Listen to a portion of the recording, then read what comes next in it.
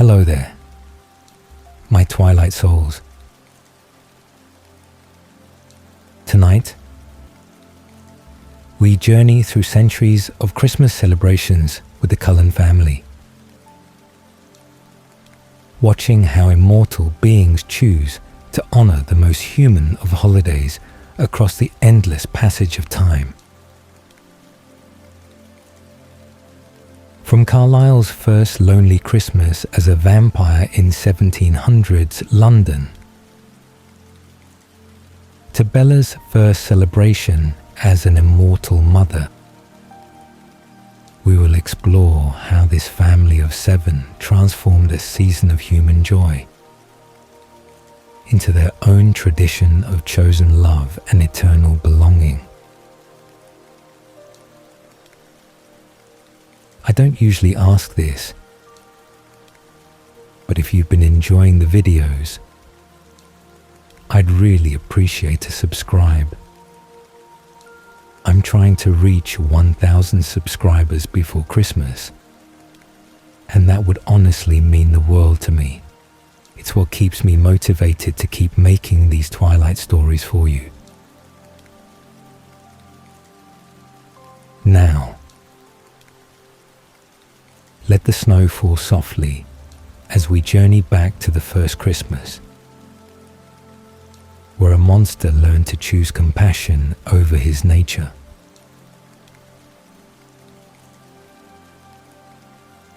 The winter of 1697 in London existed as the kind of season that killed the poor and inconvenienced the wealthy. Its cold settling into the narrow streets and crammed rooms, where ordinary English families huddled near inadequate fires and prayed for spring, while their social superiors maintained comfortable distance from such suffering through the insulation that money and position provided against the worst of nature's cruelties.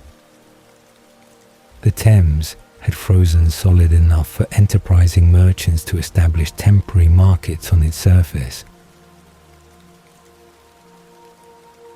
The frost fair attracting curious crowds who walked across ice that normally bore only boats and barges, their footsteps crunching on snow that covered the river's frozen expanse, like a blanket thrown across water that had forgotten how to flow. The city smelled of wood smoke and poverty and the accumulated waste of hundreds of thousands of humans living in close proximity without adequate sanitation. The stench particularly noticeable to those whose senses operated beyond normal human capacity for detecting the world's less pleasant realities. Carlyle Cullen moved through this frozen London as a creature newly made and thoroughly horrified by what he had become through circumstances he had not chosen, and transformation he had not wanted. His existence as vampire representing the ultimate irony for a young man who had spent his human life hunting monsters at his father's direction and believing absolutely in the clear distinction between godly humanity and demonic supernatural evil that threatened Christian souls and Christian society. His father had been Anglican pastor of the strict and unforgiving variety that characterized certain segments of English Protestantism during this period when religious certainty meant hunting witches and werewolves and vampires with the same zealous conviction that had fueled the Reformation and the Puritan Revolution and all the other expressions of absolute faith that left no room for doubt or mercy or consideration, that perhaps the monsters were not always where the mobs believed them to be hiding. The elder Cullen had led raids and organized hunts and inspired fearful parishioners to seek out evil in their midst, his certainty about his divine mission making him dangerous to anyone unfortunate enough to attract his suspicion or his congregation's paranoid attention. Carlyle's transformation had occurred during one such hunt, when he had actually found real vampires hiding in London's sewers, the encounter going catastrophically wrong when the creatures had fought back against their would-be destroyers, and Carlyle had been bitten during the chaos that followed. As his father's mob discovered that supernatural evil was indeed real, but was considerably more dangerous than their religious fervor had prepared them to confront effectively. The vampire who had bitten Carlyle had fled after delivering the wound, the creature apparently having no interest in creating progeny or taking responsibility for the transformation that his venom had initiated in the young man's body. Carlyle's 3 days of burning happening in a cellar, where he had dragged himself to hide from his father and from the mob that would have destroyed him if they had discovered that he was becoming the very thing they had been hunting through London's dark streets and darker sewers. He had emerged from that cellar as monster, his transformation complete, and his horror absolute at the realization that he was now creature of the night, who required blood to survive and who possessed strength and speed that made him apex predator capable of destroying any human who crossed his path. His first instinct had been suicide, the theological implications of his transformation seeming clear to young man, raised in strict religious household, where damnation was real and vampirism represented ultimate separation from God's grace. But his attempts to destroy himself through starvation or through exposure or through any means he could devise had failed because vampire nature proved remarkably difficult to overcome through simple willpower or through religious conviction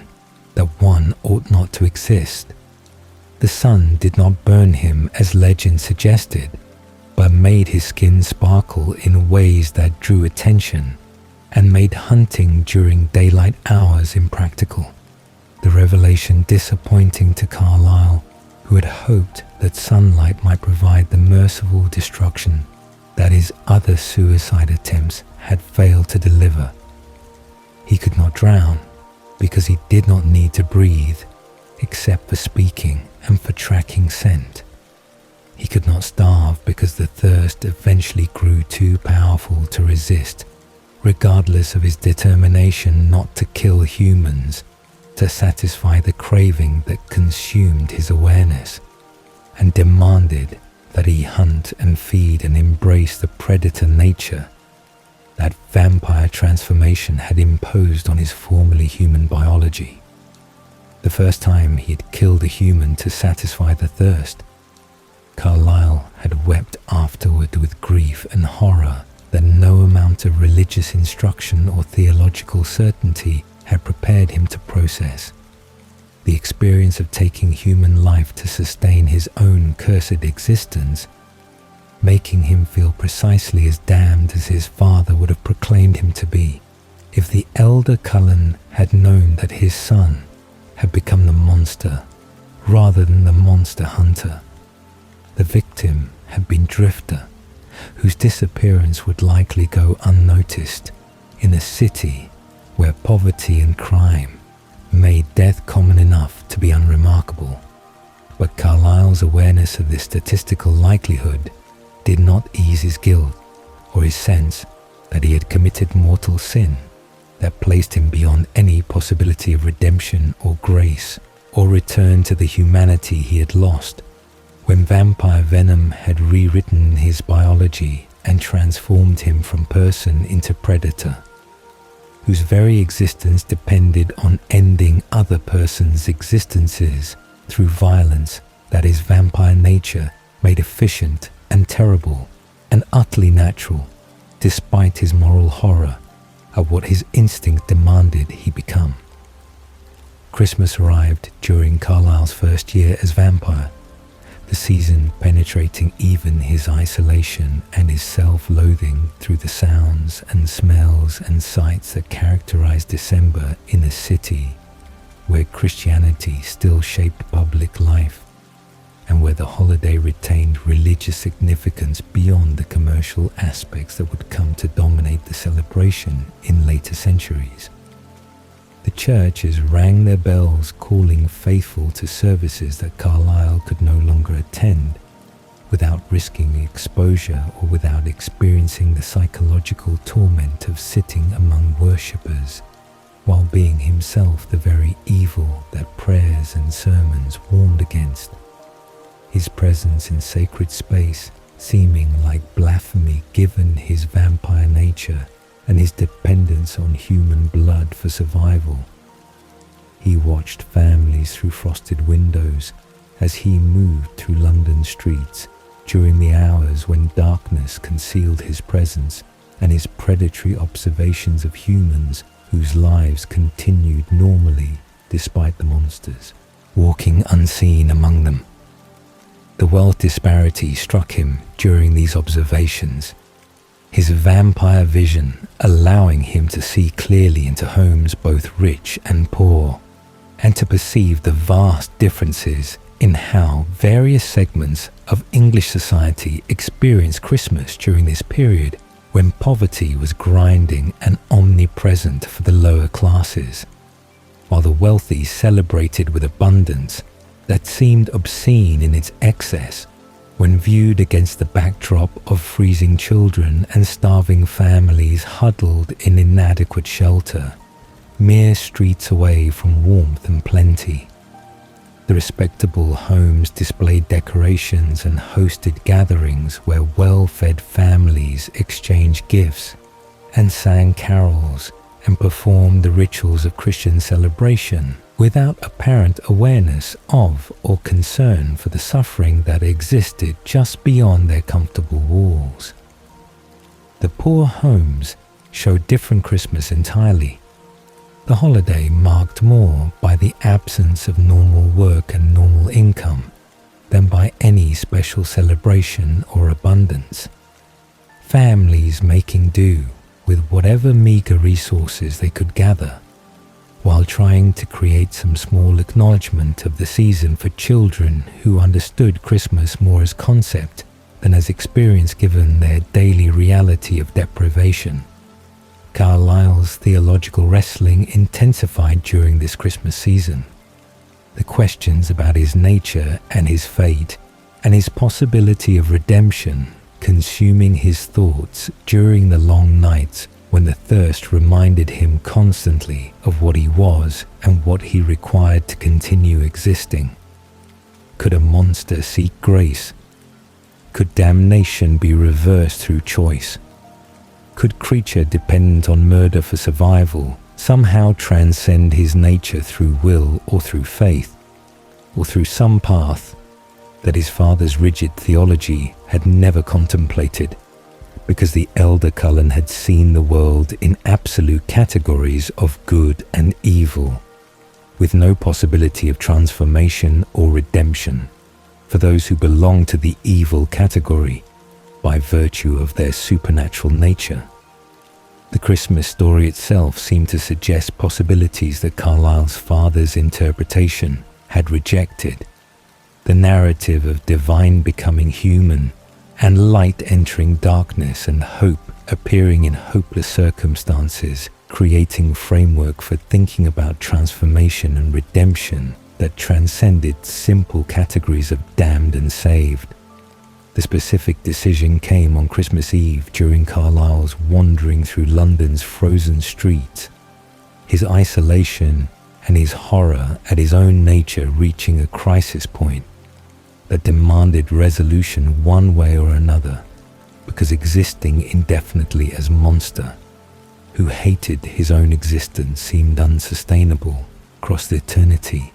that vampire nature promised or threatened, depending on one's perspective. He found himself in the woods outside London, where poverty gave way to wilderness,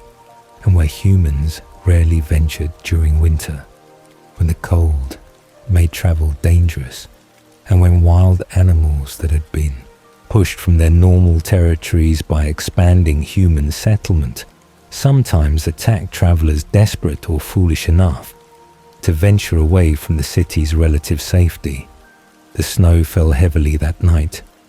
The forest transformed into something beautiful and terrible and utterly indifferent to human concerns or human survival. Nature's power and nature's disregard for individual suffering made visible through the deadly cold that would kill any human caught without adequate shelter. Carlyle saw the deer moving through the snow, the animal's presence in the winter forest representing survival against odds that should have been impossible. The creature's continued existence despite the season's harshness, suggesting that perhaps life could persist even in circumstances that seemed designed to destroy it. The symbolism was not lost on Carlyle, who recognized in that moment that he was facing choice similar to the one the deer faced constantly. The decision to continue fighting for survival despite the difficulty, or to simply surrender to the cold and the hunger and the circumstances that made existence seem more burden than gift. But unlike the deer who survived through instinct and adaptation, Carlyle could choose not just whether to survive, but how to survive. Whether to embrace his vampire nature and become the predator his transformation had designed him to be, or whether to seek some alternative that his religious upbringing and his moral horror at killing humans suggested must exist if grace and redemption were real possibilities, rather than comfortable lies that humans told themselves to make mortality bearable. The hunt that followed represented both practical necessity and theological statement. Carlyle's decision to attack the deer, rather than to return to London to hunt humans, marking the moment when he chose to become something other than what vampire nature seemed designed to make him become through the biological imperatives that demanded he consume blood to satisfy the thirst that characterized his existence. The deer's blood tasted wrong and unsatisfying compared to the human blood he had consumed during his earlier feedings, the animal prey providing sustenance but not satisfaction in ways that made clear why vampires traditionally hunted humans whose blood apparently contained qualities or properties that animal blood could not replicate regardless of quantity consumed.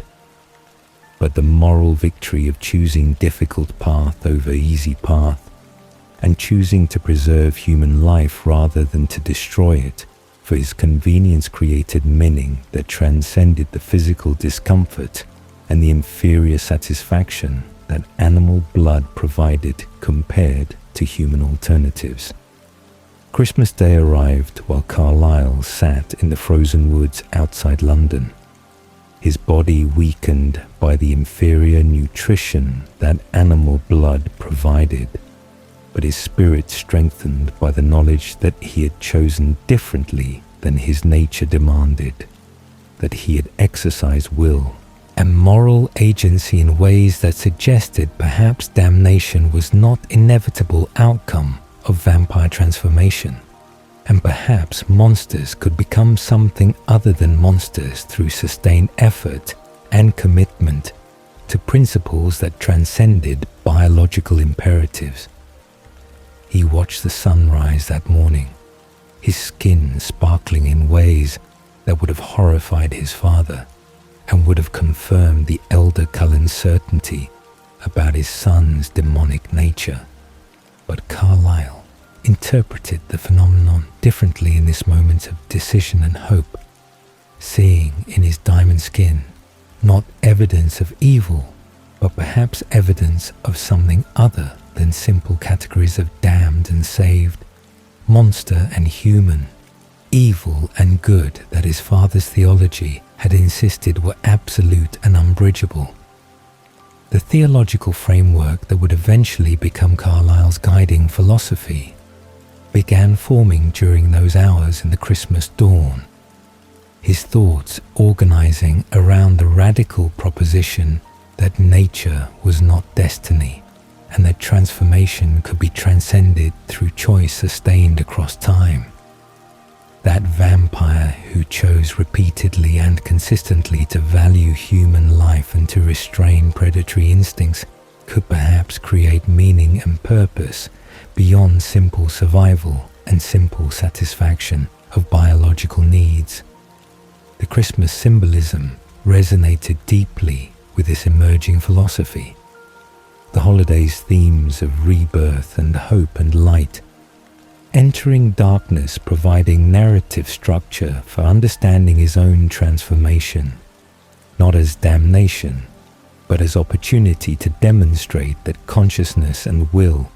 could triumph over instinct and nature if commitment remained absolute, and if purpose provided sufficient motivation to endure the difficulty that choosing a harder path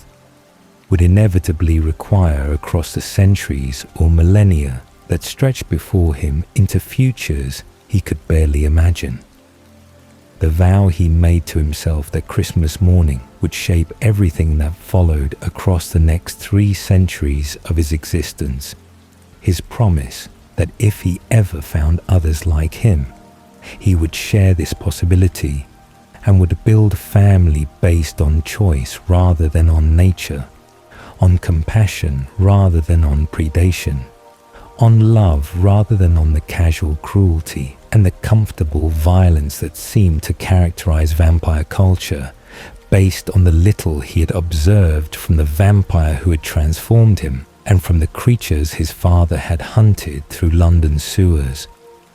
He would celebrate life rather than death,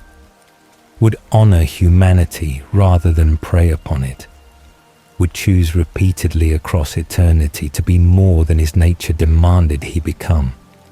And if he succeeded in finding companions who would join him in this difficult path, then they would celebrate together the human holidays and human traditions that reminded them of what they were choosing to preserve, rather than to destroy through their restraint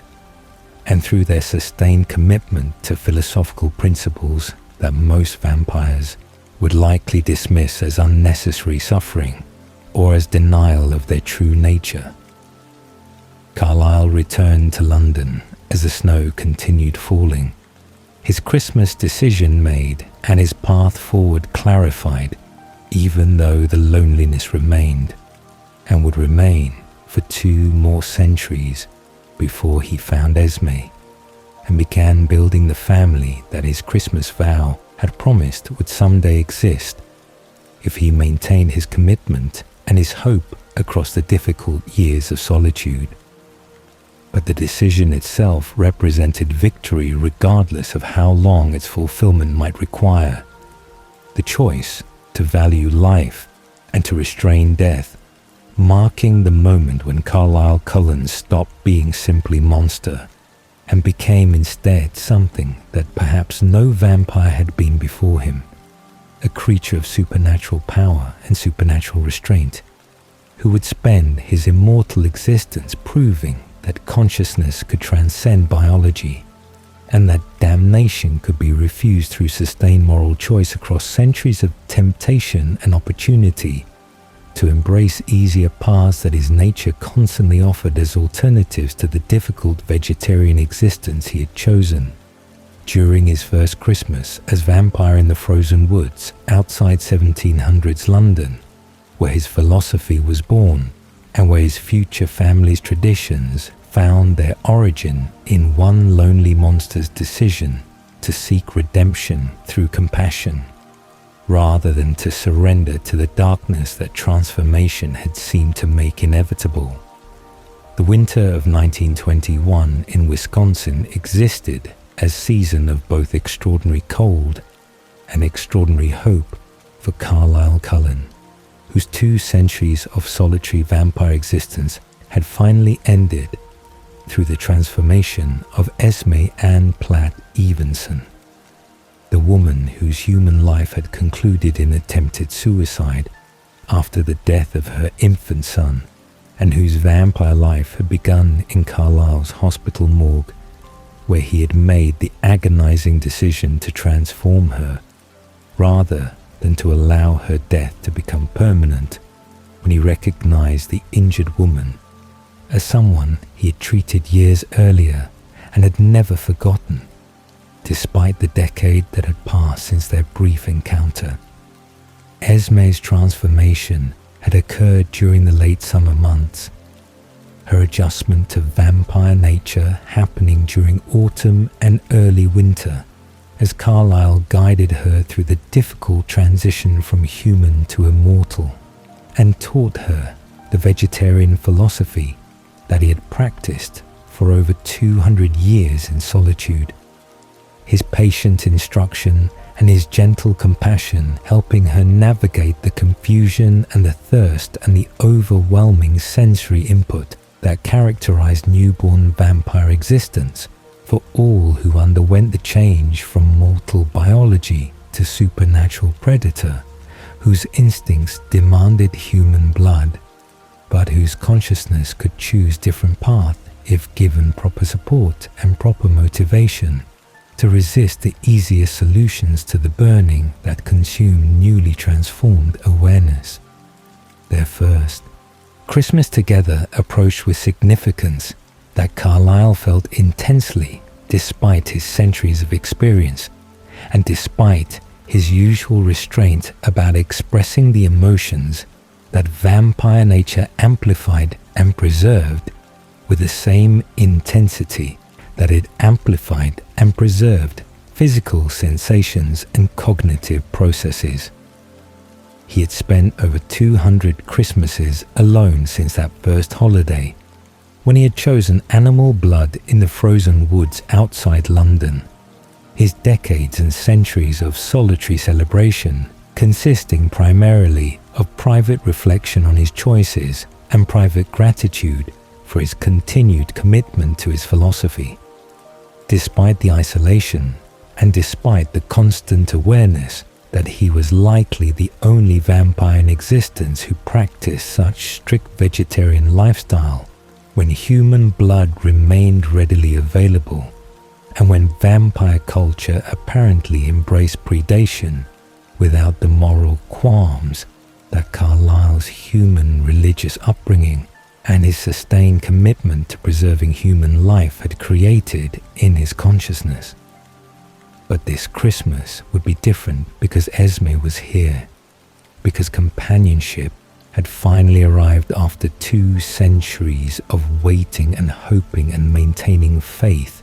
that someday he would find someone who could share this existence and could understand why choosing the difficult path mattered more than choosing the comfortable path that vampire nature constantly offered as alternative to his self-imposed restrictions. Carlisle prepared for their Christmas with nervous attention to detail that would have amused Esme if she had been aware of how much thought and planning he had invested in creating perfect first holiday together. His desire to make the celebration meaningful and memorable and comforting for her during this difficult period of adjustment, making him second-guess every decision about decorations and gifts and the structure of their day together. He had chosen their home in rural Wisconsin, specifically for its isolation and its resemblance to traditional Christmas imagery. The small house surrounded by pine forests and situated far enough from human populations that Esme's newborn thirst would not be constantly tested by proximity to prey, whose blood called to her whenever the wind carried human scent from distant farms or distant towns toward their location. The snow had fallen heavily during December, accumulating in deep drifts that would have made the house inaccessible to humans without significant effort,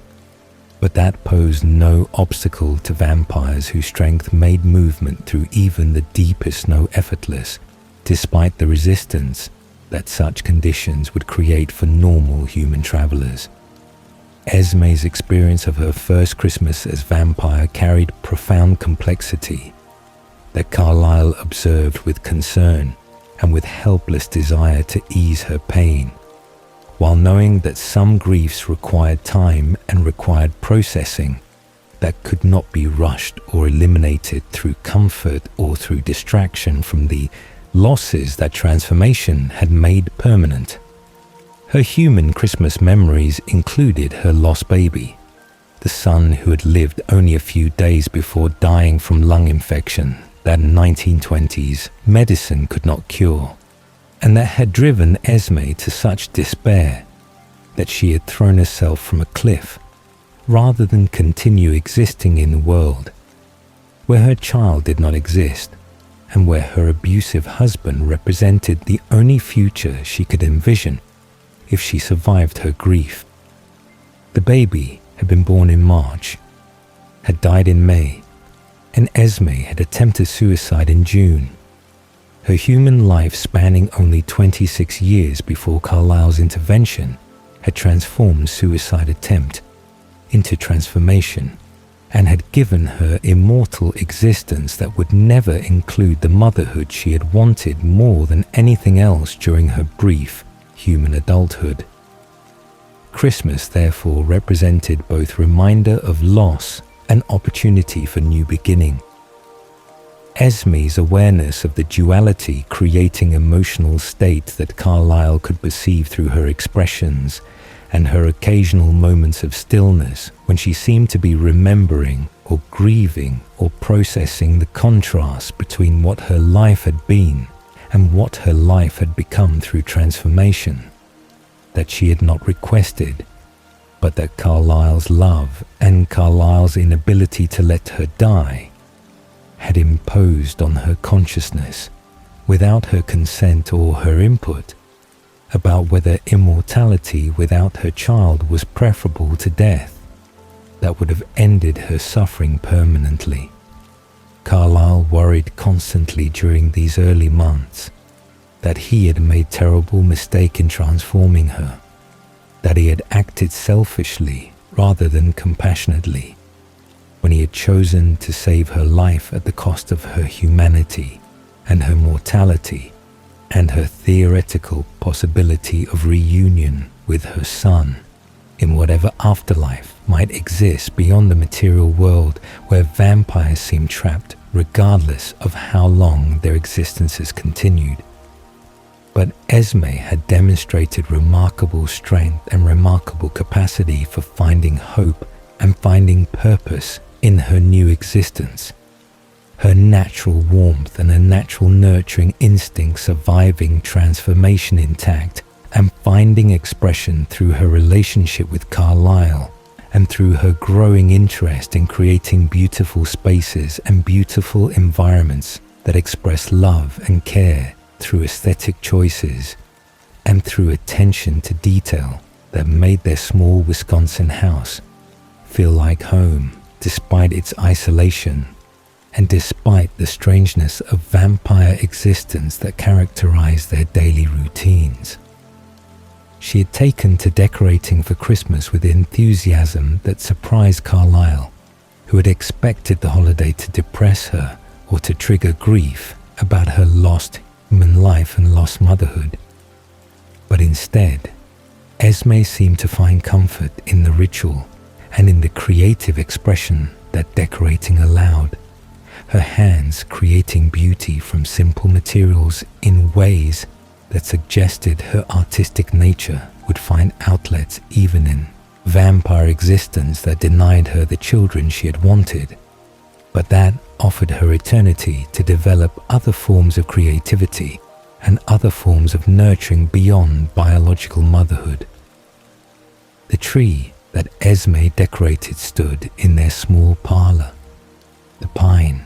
that Carlyle had cut from the forest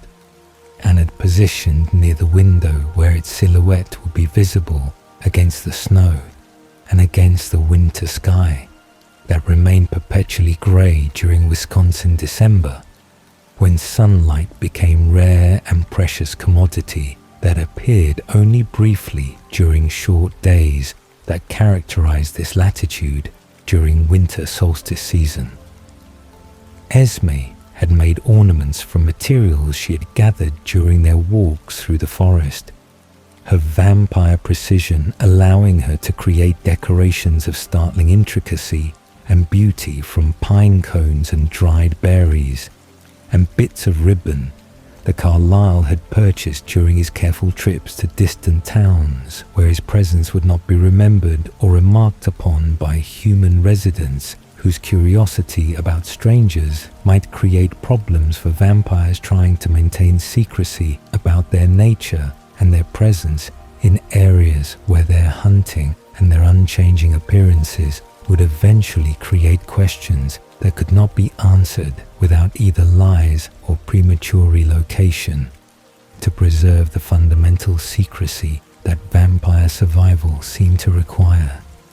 Carlyle watched Esme work on the decorations with wonder that 2 centuries of existence had not diminished. His capacity for amazement at beauty and at creation surviving intact despite the time and despite the isolation that had characterized most of his vampire life before Esme's arrival, had transformed his existence from solitary endurance into shared experience that made even simple activities like decorating a Christmas tree feel significant and meaningful in ways that solitary existence had never quite achieved. Her hands moved with vampire speed and vampire precision as she arranged ornaments and as she adjusted branches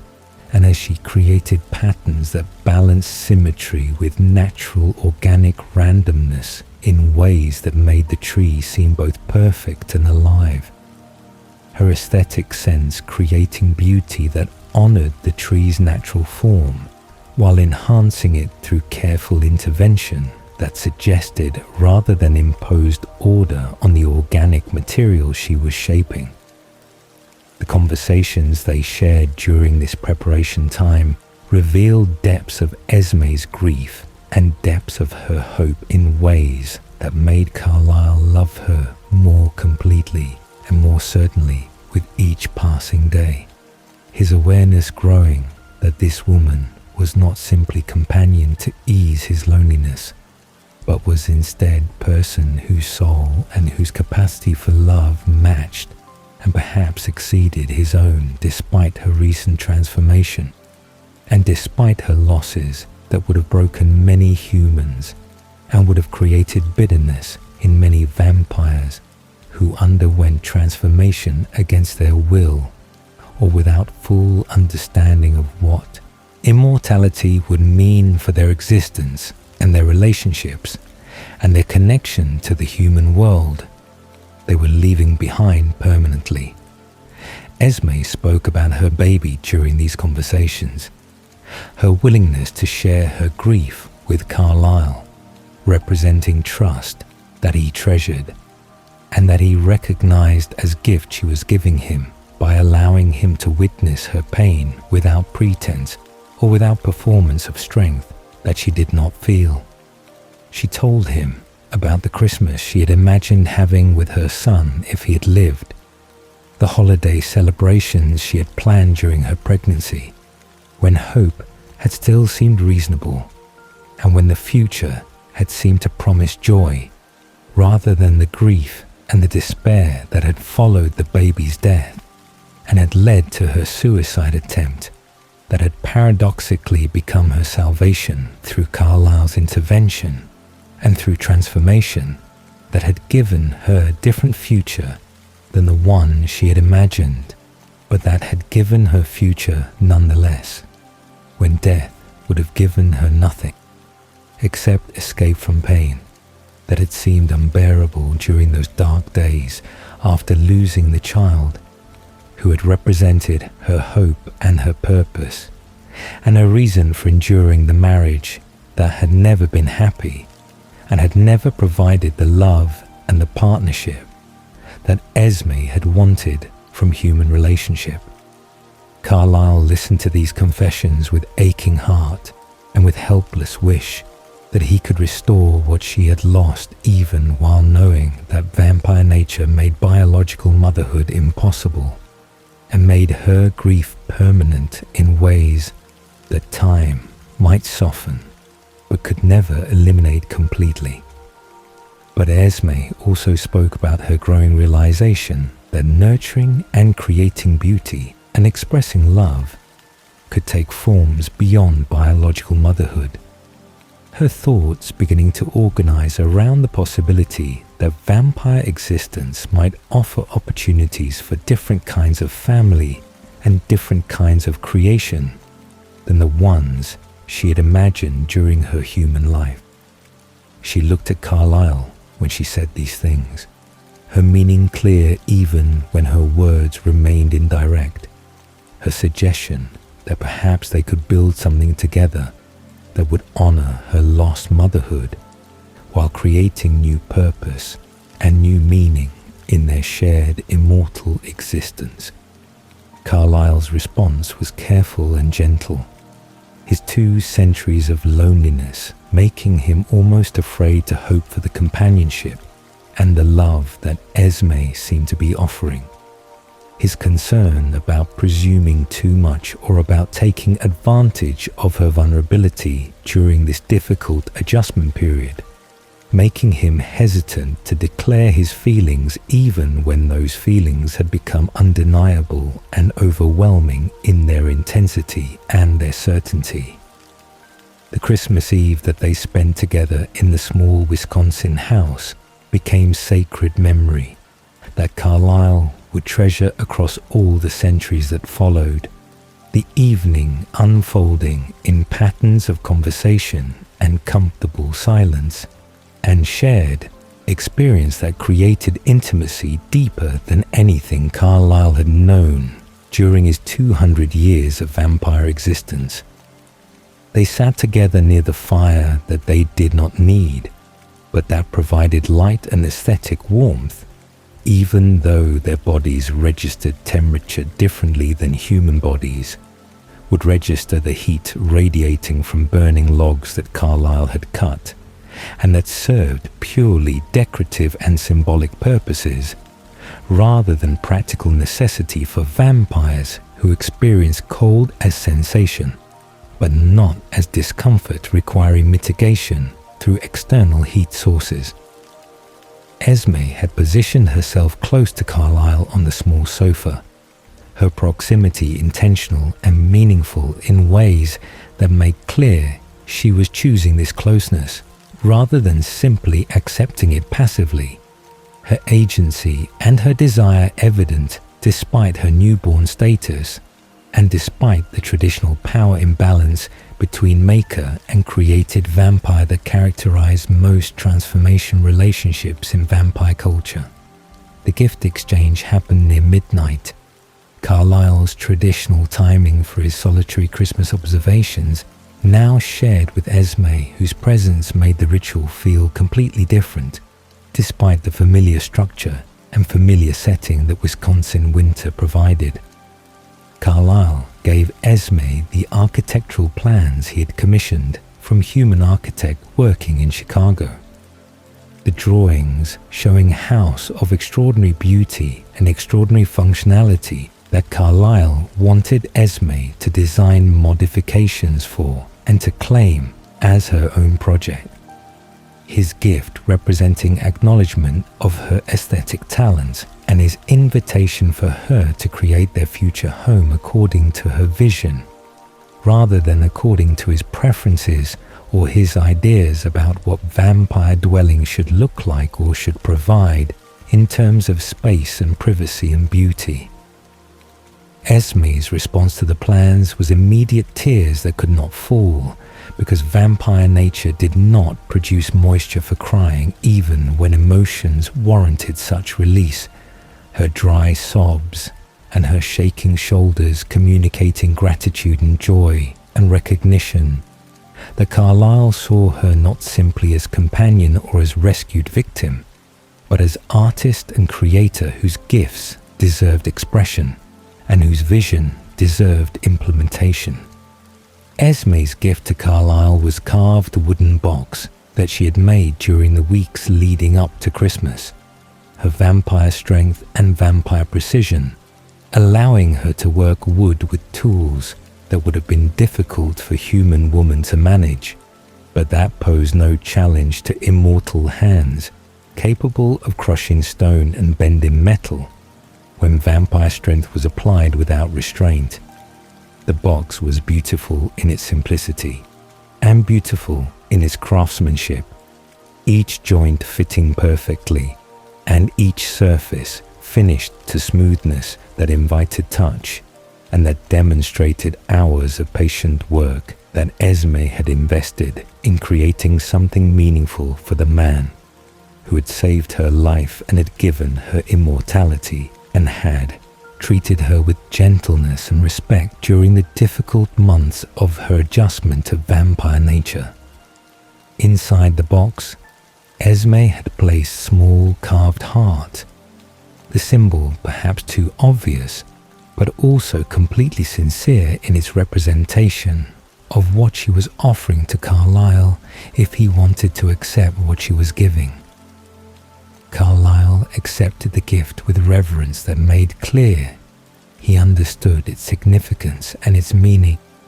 His response to Esme's offering, both verbal and physical, as he took her hand and spoke words he had never spoken to anyone during his 200 years of existence, his declaration of love and his request for her companionship across the eternity that stretched before them, both creating moment of commitment and mutual recognition that transformed their relationship from maker and created to something approaching equal partnership between two immortal beings who had chosen each other and who would build future together based on shared values and shared hope that existence as vampire could have meaning and purpose beyond simple survival and simple satisfaction of biological imperatives.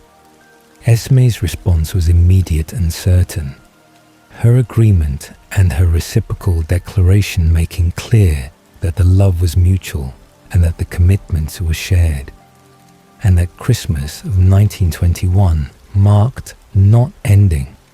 but beginning of something that would grow and would expand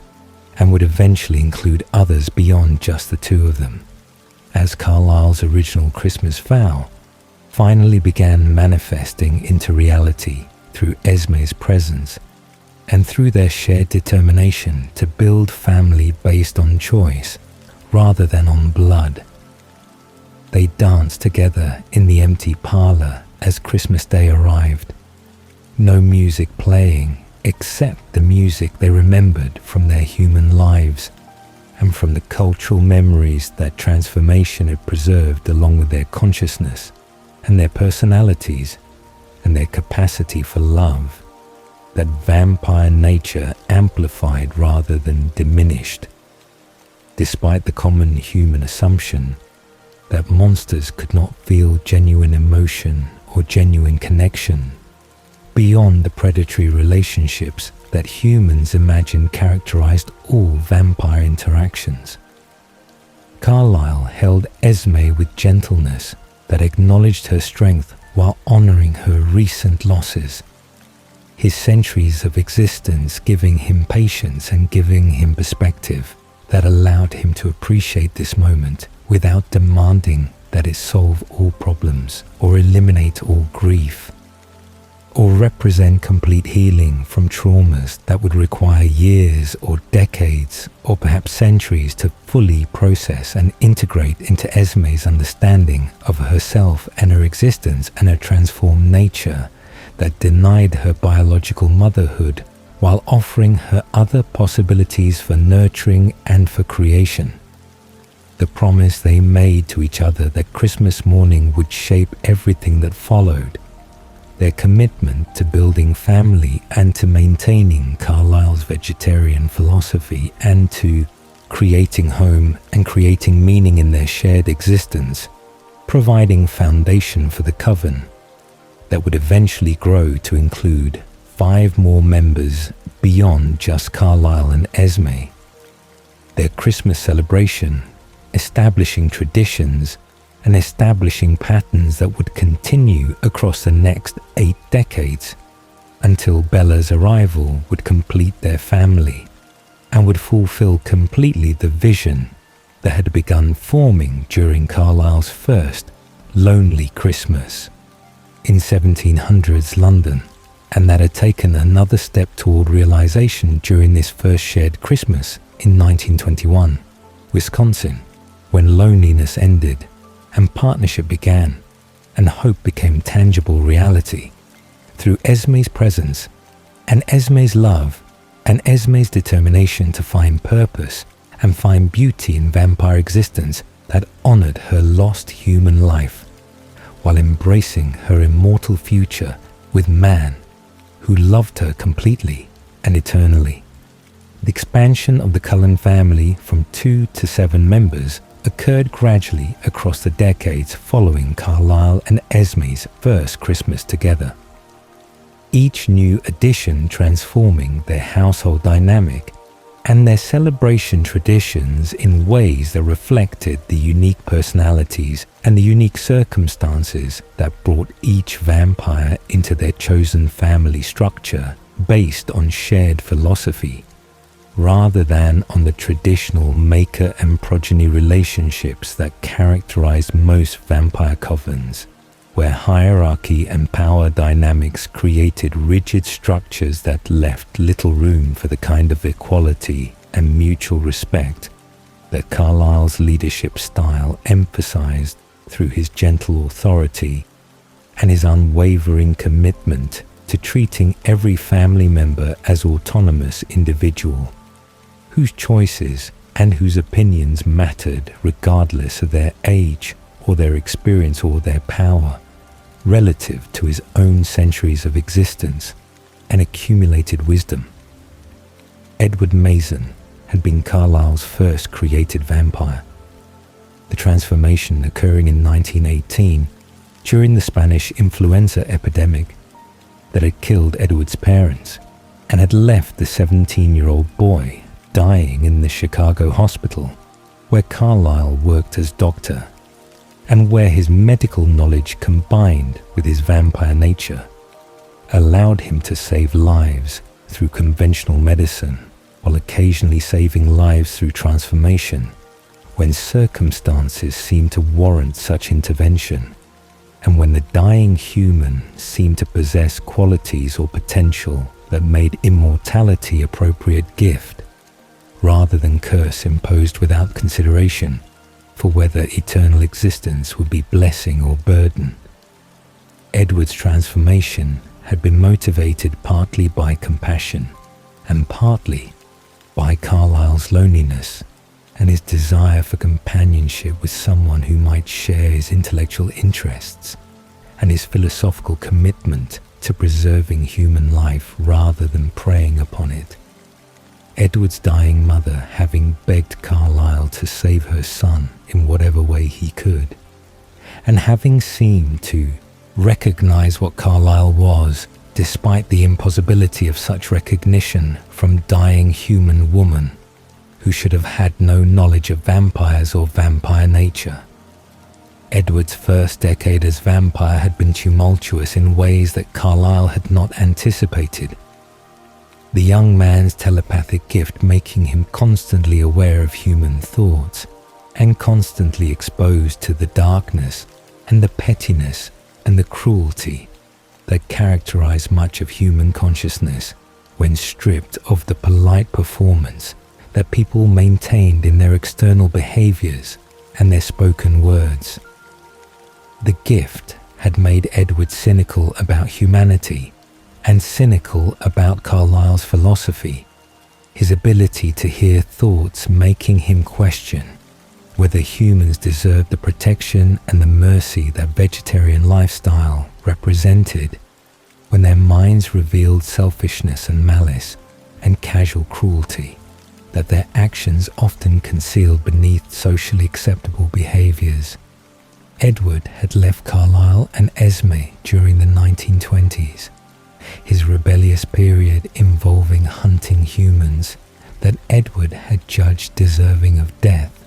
through his telepathic awareness of their crimes and their intentions.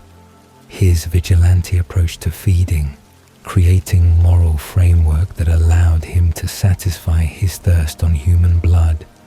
while maintaining some distinction between himself and vampires who killed indiscriminately, without regard for their victims' moral status or their victims' impact on human society.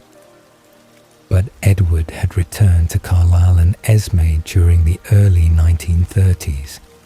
his rebellion ending when the weight of killing and the isolation of his vigilante existence became unbearable despite his intellectual justifications for his actions.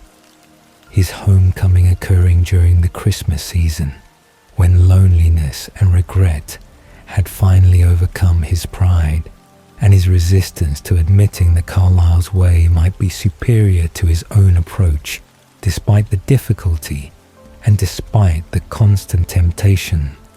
that proximity to humans created for vampires attempting to maintain vegetarian lifestyle in a world where prey existed everywhere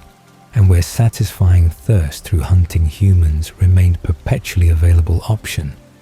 that required only abandonment of self-imposed restrictions that most vampires would consider unnecessary suffering.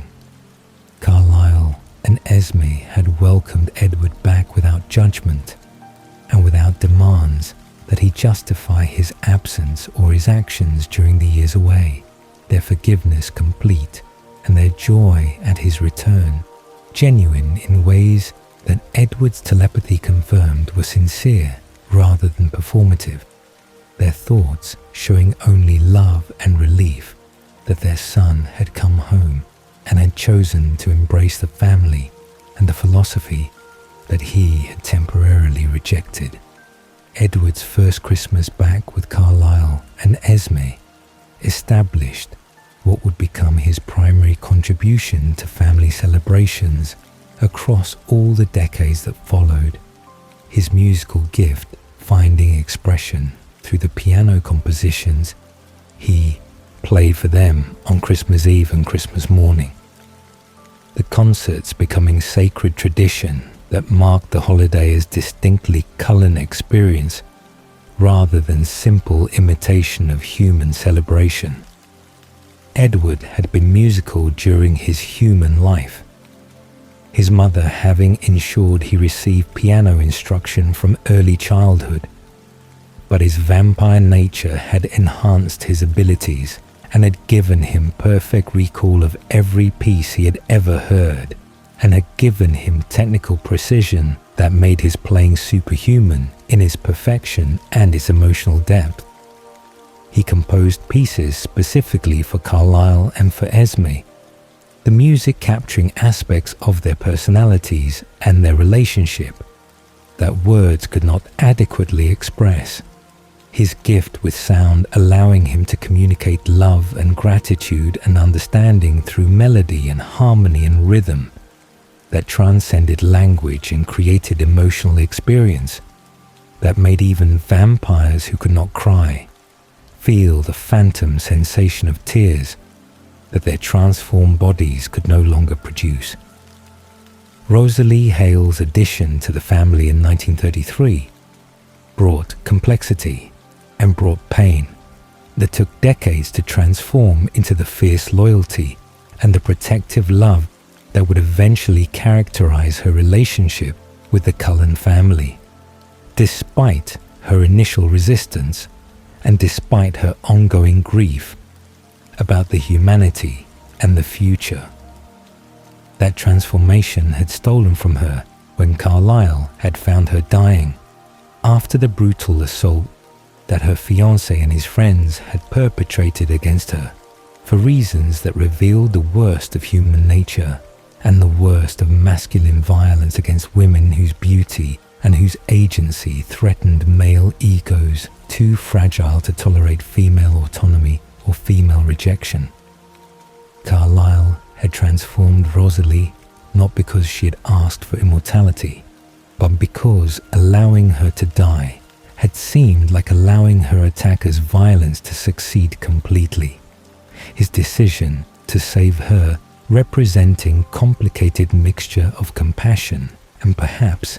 misguided paternalism that Rosalie would struggle with across the decades as she processed whether eternal life as vampire represented rescue or represented different kind of violation that had denied her the death that might have been preferable to immortality that could never include the children and the normal human life that she had wanted before violence had destroyed her mortal future. Rosalie's first Christmas with the Cullens was silent and bitter, her presence at their celebration representing obligation rather than participation, her beautiful face showing none of the joy or the peace that characterized Carlisle and then Esme, and Edward's experience of the holiday season that reminded Rosalie only of everything she had lost and everything she would never have despite the supernatural beauty and the supernatural strength that vampire transformation had given her in exchange for her humanity and her mortality and her reproductive capacity that would have allowed her to become mother if violence had not intervened and if Carlisle had not transformed her into creature whose arrested biology made pregnancy impossible regardless of how many centuries she existed or how desperately she wanted to experience motherhood that she had expected to be fundamental part of her adult life during her human years in Rochester, when wealth and beauty had seemed to promise golden future that included marriage and children and social position that transformation had rendered permanently unattainable. But Emmett McCarthy's arrival 2 years later in 1935 transformed Rosalie's relationship with the family and transformed her relationship with her own vampire nature through the love and the uncomplicated joy that Emmett brought into their household despite his humble origins and despite his lack of formal education or social polish that might have made him unsuitable match for Rosalie during her human life, when class distinctions and social expectations had shaped her understanding of appropriate relationships and appropriate futures. Rosalie had found Emmett dying after bear attack in the Tennessee mountains. His human strength and his human courage during the encounter that should have killed him, immediately impressing her enough that she had carried him hundreds of miles back to Carlisle, rather than killing him herself or allowing him to die from his injuries. Her request that Carlisle transform him, representing first time she had actively chosen to expand their family, rather than simply accepting or resenting the choices that Carlisle made about who belonged among them. Emmett's first Christmas with the Cullens in 1935 brought laughter and brought lightness that the family had been missing despite Edward's music and despite Carlisle and Esme's love. His personality transforming their household from serious philosophical exercise into something approaching actual family, with the teasing and the play and the affectionate conflicts that characterized healthy human families, and that vampires could replicate if they chose to prioritize emotional connection over the formal hierarchies that traditionally structured vampire relationships. Emmett approached vampire existence as adventure rather than as curse. His perspective shaped by his humble human background, where poverty and limited opportunities had made immortality and supernatural strength seem like remarkable upgrade rather than like tragic loss. His enthusiasm for his new abilities and his new family creating infectious joy that made even Rosalie smile despite her grief and made even Edward's cynicism seem less entrenched when confronted with Emmett's genuine appreciation for existence that others took for granted or actively resented. The Christmas traditions expanded with Emmett's arrival. His insistence on playing in the snow, and his creation of elaborate snow sculptures, and his wrestling matches with Edward in the frozen forests where they hunted, transforming the holiday from primarily indoor celebration, focused on music and gifts and quiet reflection, into something more active and more physical that honored the vampire nature they all shared, while maintaining the vegetarian philosophy that Carlyle had established and that each family member had chosen to embrace despite the difficulty and despite the constant awareness that easier alternatives existed if they were willing to abandon their commitment to preserving human life. Emmett's gifts to the family were usually experiences rather than objects, his creativity expressing itself through adventures he planned and challenges he created that tested their abilities and that reminded them that vampire existence could be joyful and could be playful rather than simply being endless exercise in restraint and denial of their predatory instincts. The family's gift-giving rules solidified during these years with Rosalie and Emmett. The decision to prohibit store-bought presents and to require that every gift be handmade or personally meaningful, representing their collective commitment to valuing creativity and thoughtfulness over material wealth. That their various sources of income made essentially unlimited, but that could not purchase the emotional significance and the personal connection that handcrafted gifts represented, when given among immortal beings whose relationships would continue across centuries, and whose material needs were minimal compared to the emotional needs that family connection and mutual appreciation satisfied. Edward composed music for each family member, his Christmas pieces becoming anticipated highlight of their celebration. Rosalie began restoring mechanical objects and creating jewelry with precision that only vampire hands could achieve, her gifts demonstrating technical mastery and aesthetic sensibility that transformed functional objects into art. Emmett created adventures and created challenges, his gifts often being experiences that the family would share together rather than objects that recipients would keep. Carlyle gave gifts that reflected his medical knowledge and his historical perspective, often teaching new skills or sharing artifacts from periods he had lived through. Esme created spaces and created beauty through her architectural gifts and her artistic sensibility that made each family member feel seen and valued in their own home.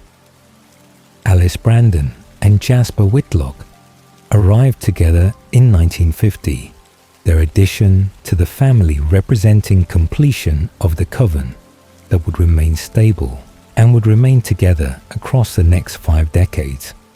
until Bella's arrival would add the 8th member and would fulfill completely the vision that Alice had been seeing since her own awakening as vampire without memories in 1920. Alice's precognitive gift had shown her the Cullens for decades before she met them, her visions guiding her journey north with Jasper and giving her absolute certainty that this family was her destiny and her future home,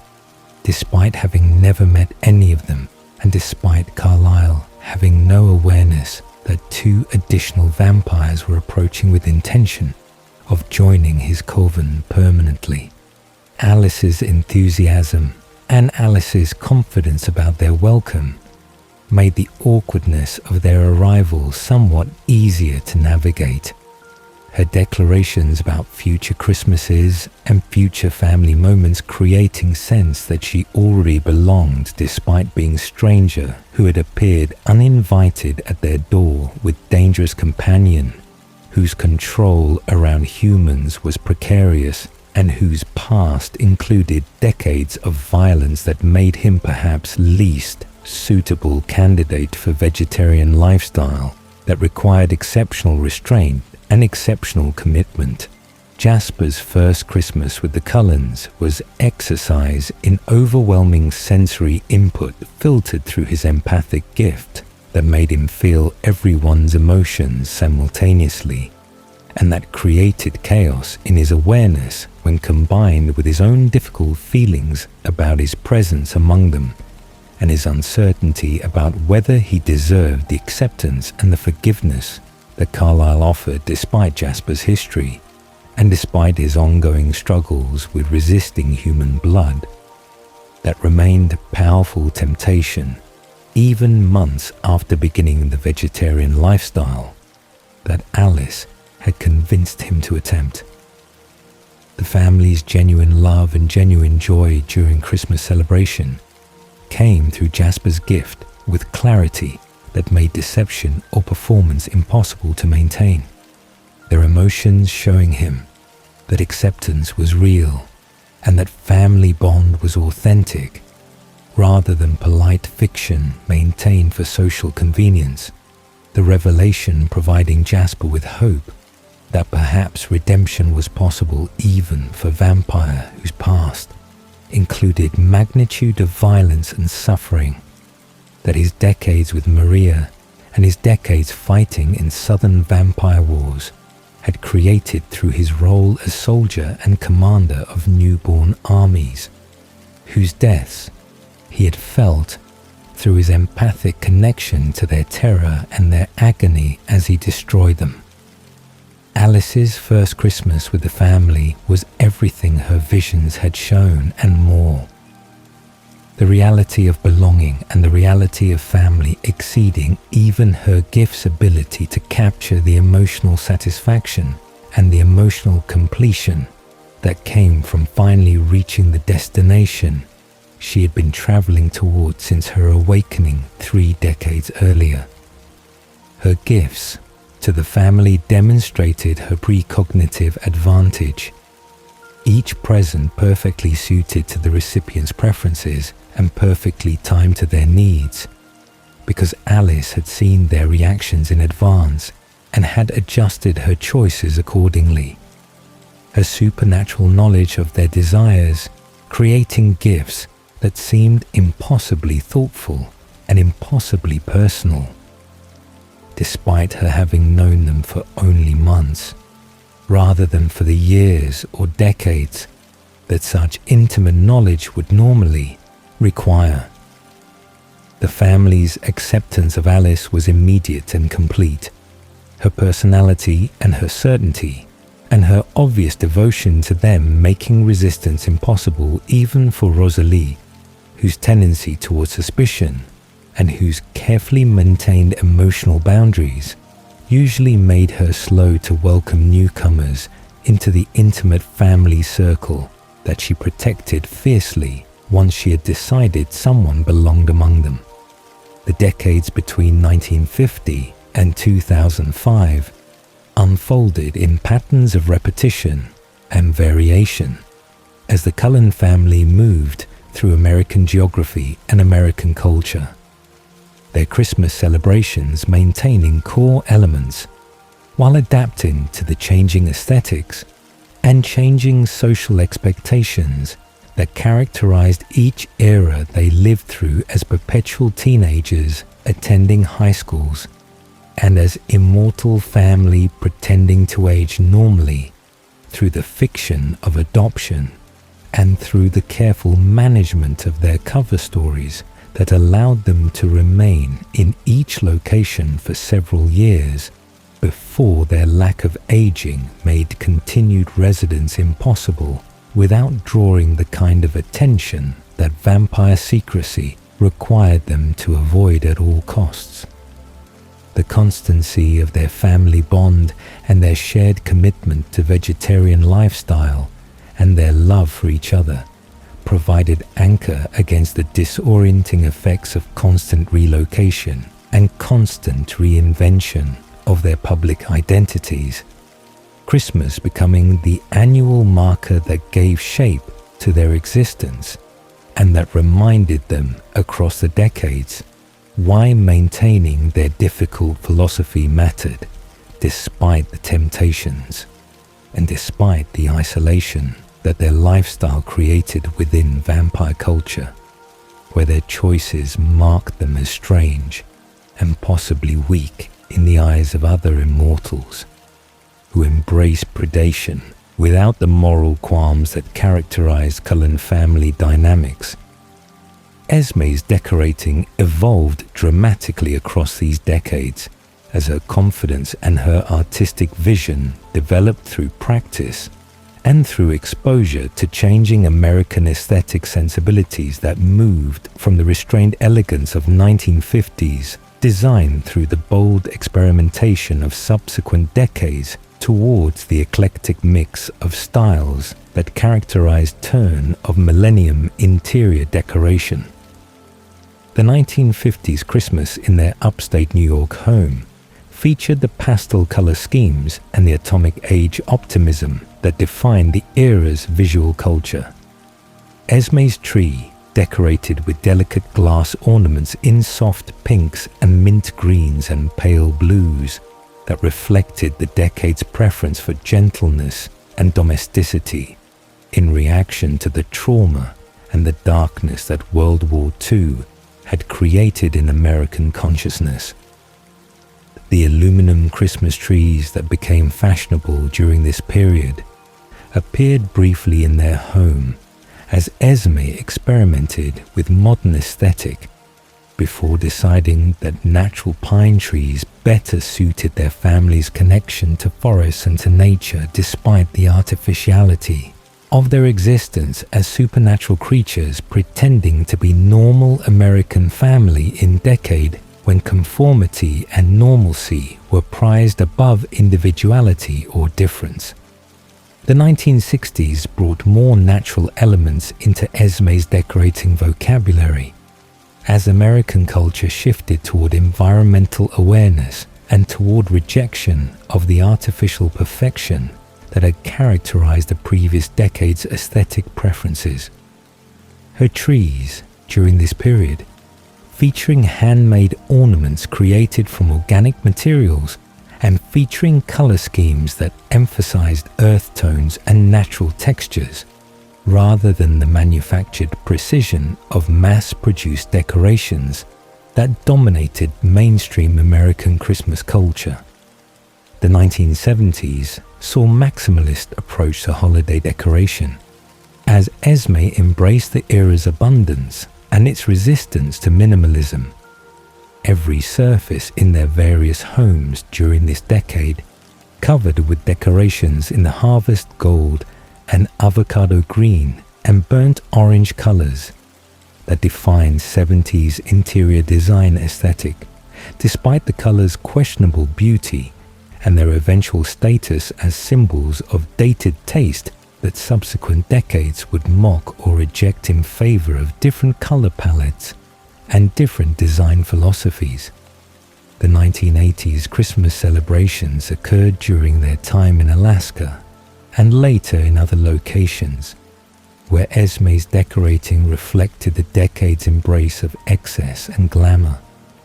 Her trees during this period featuring oversized ornaments and elaborate light displays and the kind of conspicuous abundance that characterized Reagan-era American culture when wealth and display and bigger is better mentality shaped everything from architecture to fashion to holiday decoration. The 1990s saw a shift toward both country chic aesthetic in their earlier homes and then toward minimalism in their later residences, as American culture moved through various reactions against 80s excess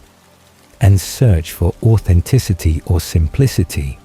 that would provide alternative to the materialism and the superficiality that characterized the previous decade's values. The early 2000s decorating in their Forks home before Bella's arrival featured mixed metallics and designer perfection that reflected contemporary aesthetic preferences while maintaining Esme's signature attention to detail and her commitment to creating environments that felt both beautiful and welcoming, despite their supernatural precision and their impossible perfection. The gift-giving competitions that developed across these decades became increasingly elaborate,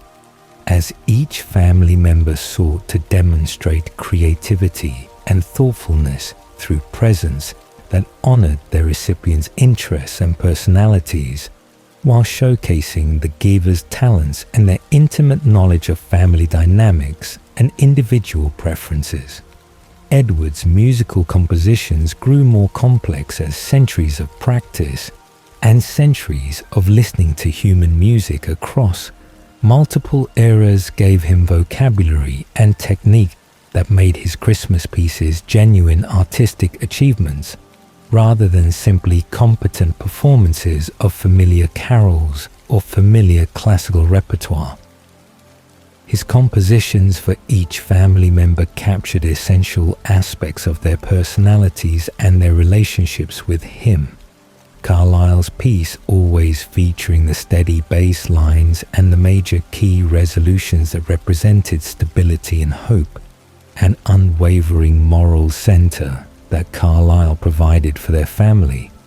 across all the decades of their existence together. Esme's piece contained flowing melodic lines and gentle harmonies that evoked her nurturing nature and her artistic sensibility, and her capacity for creating beauty and creating home regardless of where they lived or how many times they relocated to maintain their cover stories and their secrecy. Rosalie's piece from Edward shifted across the decades from minor key melancholy in the early years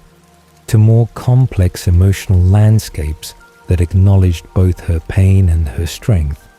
and her fierce loyalty to family that she had initially resented joining, but that she had come to protect with intensity that made her perhaps most dangerous member when threats emerged against those she loved.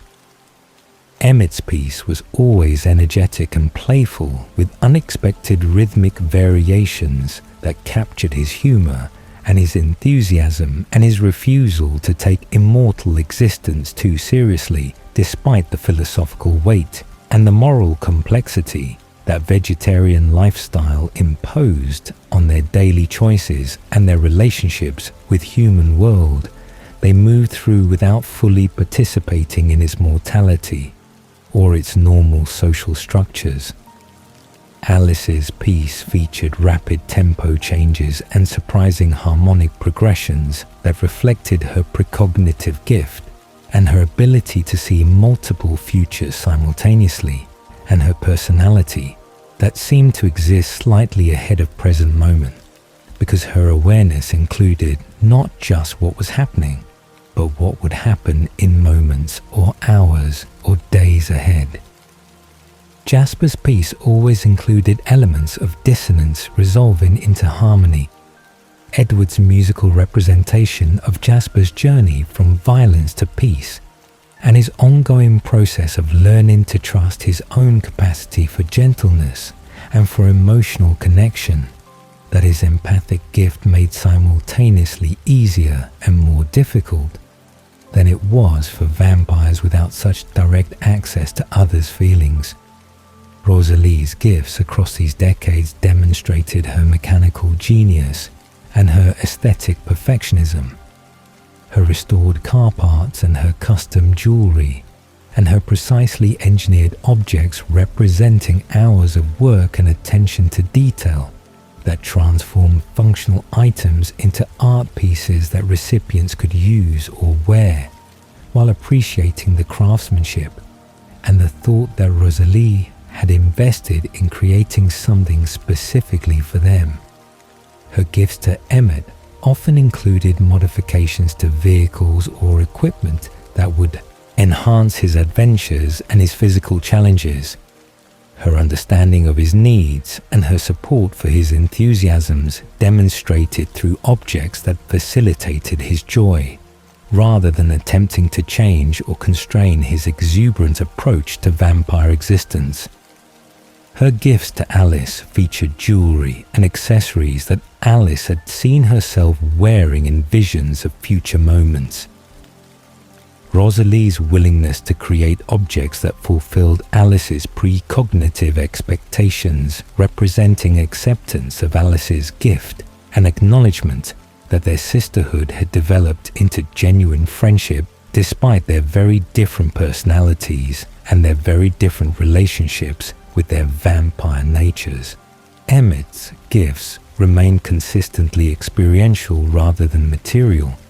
His Christmas presents, usually involving elaborate scavenger hunts or physical challenges or adventures that he had planned for specific family members based on their interests and their abilities and their willingness to engage with his particular brand of playful competition.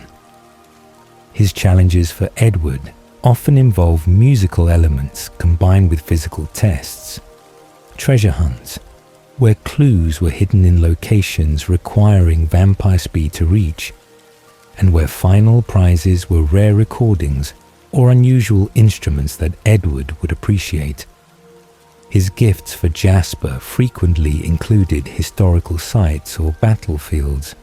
where Jasper's knowledge of military history and his personal experiences during his human life as Confederate soldier could provide context and could allow him to share his past with family member who showed genuine interest in understanding rather than judging the choices and the circumstances that had shaped Jasper's human existence before transformation had taken him into different kind of warfare during his decades with Maria. Alice's gifts leveraged her precognitive advantage in ways that made her presence seem impossibly perfect and impossibly thoughtful. Her ability to see recipients' reactions allowing her to adjust her choices until the visions showed optimal pleasure and optimal appreciation for whatever she was planning to give. Her sewn clothing fit perfectly without requiring measurements because she had seen the recipients wearing the garments in futures, where sizing was correct and style was appropriate for occasions that had not yet occurred, but that Alice knew were approaching in timelines she monitored constantly. Her gifts to Bella would eventually become legendary within family for their prescience and their accuracy. Alice's decades of seeing Bella in visions before Bella's arrival, giving her intimate knowledge of Bella's preferences and Bella's style and Bella's needs, that would make Alice's presence seem almost supernatural in their appropriateness, even by vampire standards, where supernatural was normal baseline for evaluating abilities and achievements. Jasper's gifts reflected his scholarly nature and his interest in understanding emotion and understanding history and understanding the philosophical questions about choice and nature that vegetarian lifestyle raised for vampires attempting to transcend their predatory instincts through sustained moral commitment. His presence usually involved rare books or historical documents or philosophical texts that address questions about consciousness and agency and the relationship between biology and ethics that concerned all of them, but that Jasper studied with particular intensity, given his empathic gift and his past, and his ongoing process of learning to believe that his decades of violence did not define him permanently or prevent him from becoming someone different through choices sustained across time. His gifts to Carlyle often featured medical texts or ethical treatises from various historical periods.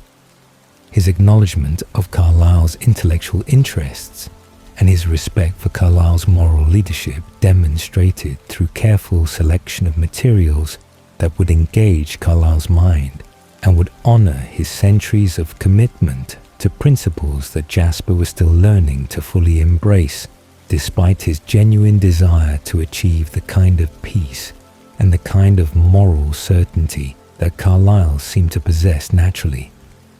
Esme's gifts expressed her maternal love and her artistic vision through spaces and objects she created specifically for each family member. Her presence often involving renovations or additions to their current home that provided personalized environments where recipients could pursue their interests, or could find privacy, or could express aspects of their personalities that communal living sometimes constrained. Her gift to Edward One Christmas was soundproofed music room with perfect acoustics and with collection of instruments she had acquired or had commissioned specifically for his use. The space allowing him to practice and to compose without concerning himself about disturbing others, even though vampire hearing meant that true soundproofing was impossible, and everyone could hear everything regardless of architectural interventions. Her gifts to Rosalie usually involved workshop spaces or garage additions, where Rosalie could pursue her mechanical projects with proper equipment and proper lighting and proper ventilation, even though vampires did not require such accommodations, but appreciated them as markers of normalcy and as acknowledgements that their hobbies and their interests mattered beyond simple time-passing activities to fill immortal existence. Carlyle's gifts demonstrated his role as family patriarch and his commitment to expanding their knowledge and their understanding of world they moved through without fully participating in its mortal structures.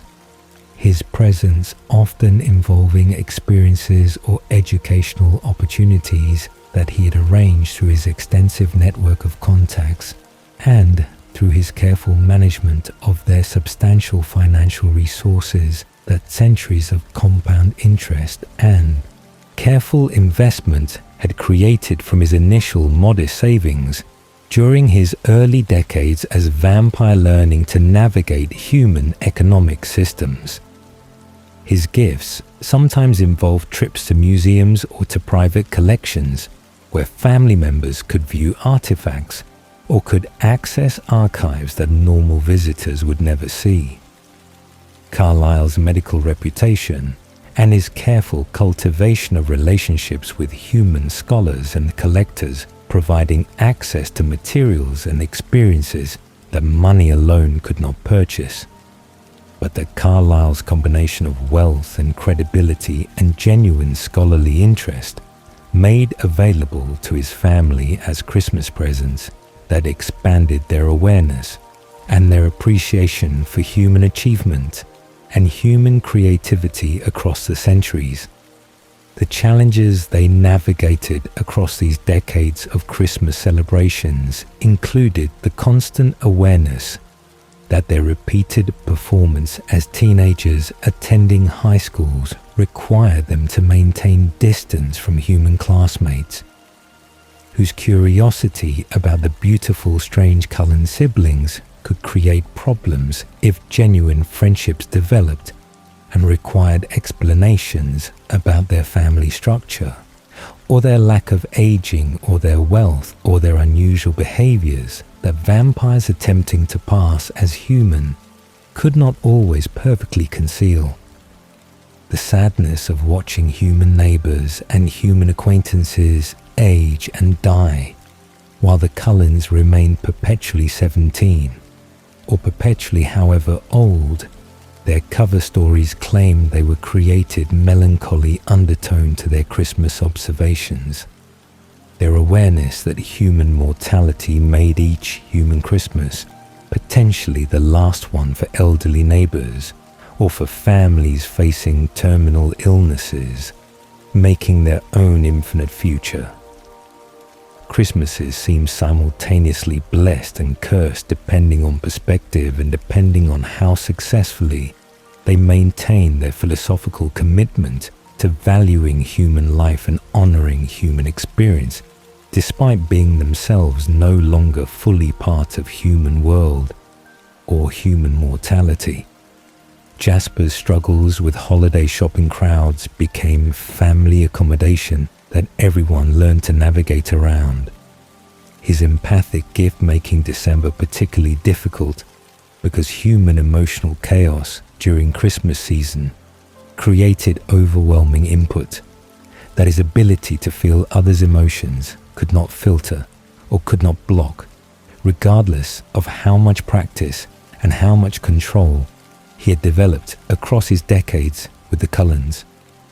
The greed and the stress and the family tensions and the financial anxieties and the forced cheer and the genuine joy and the grief and the loneliness and every other emotion that humans experience during holidays hit Jasper simultaneously whenever he ventured into populated areas during December.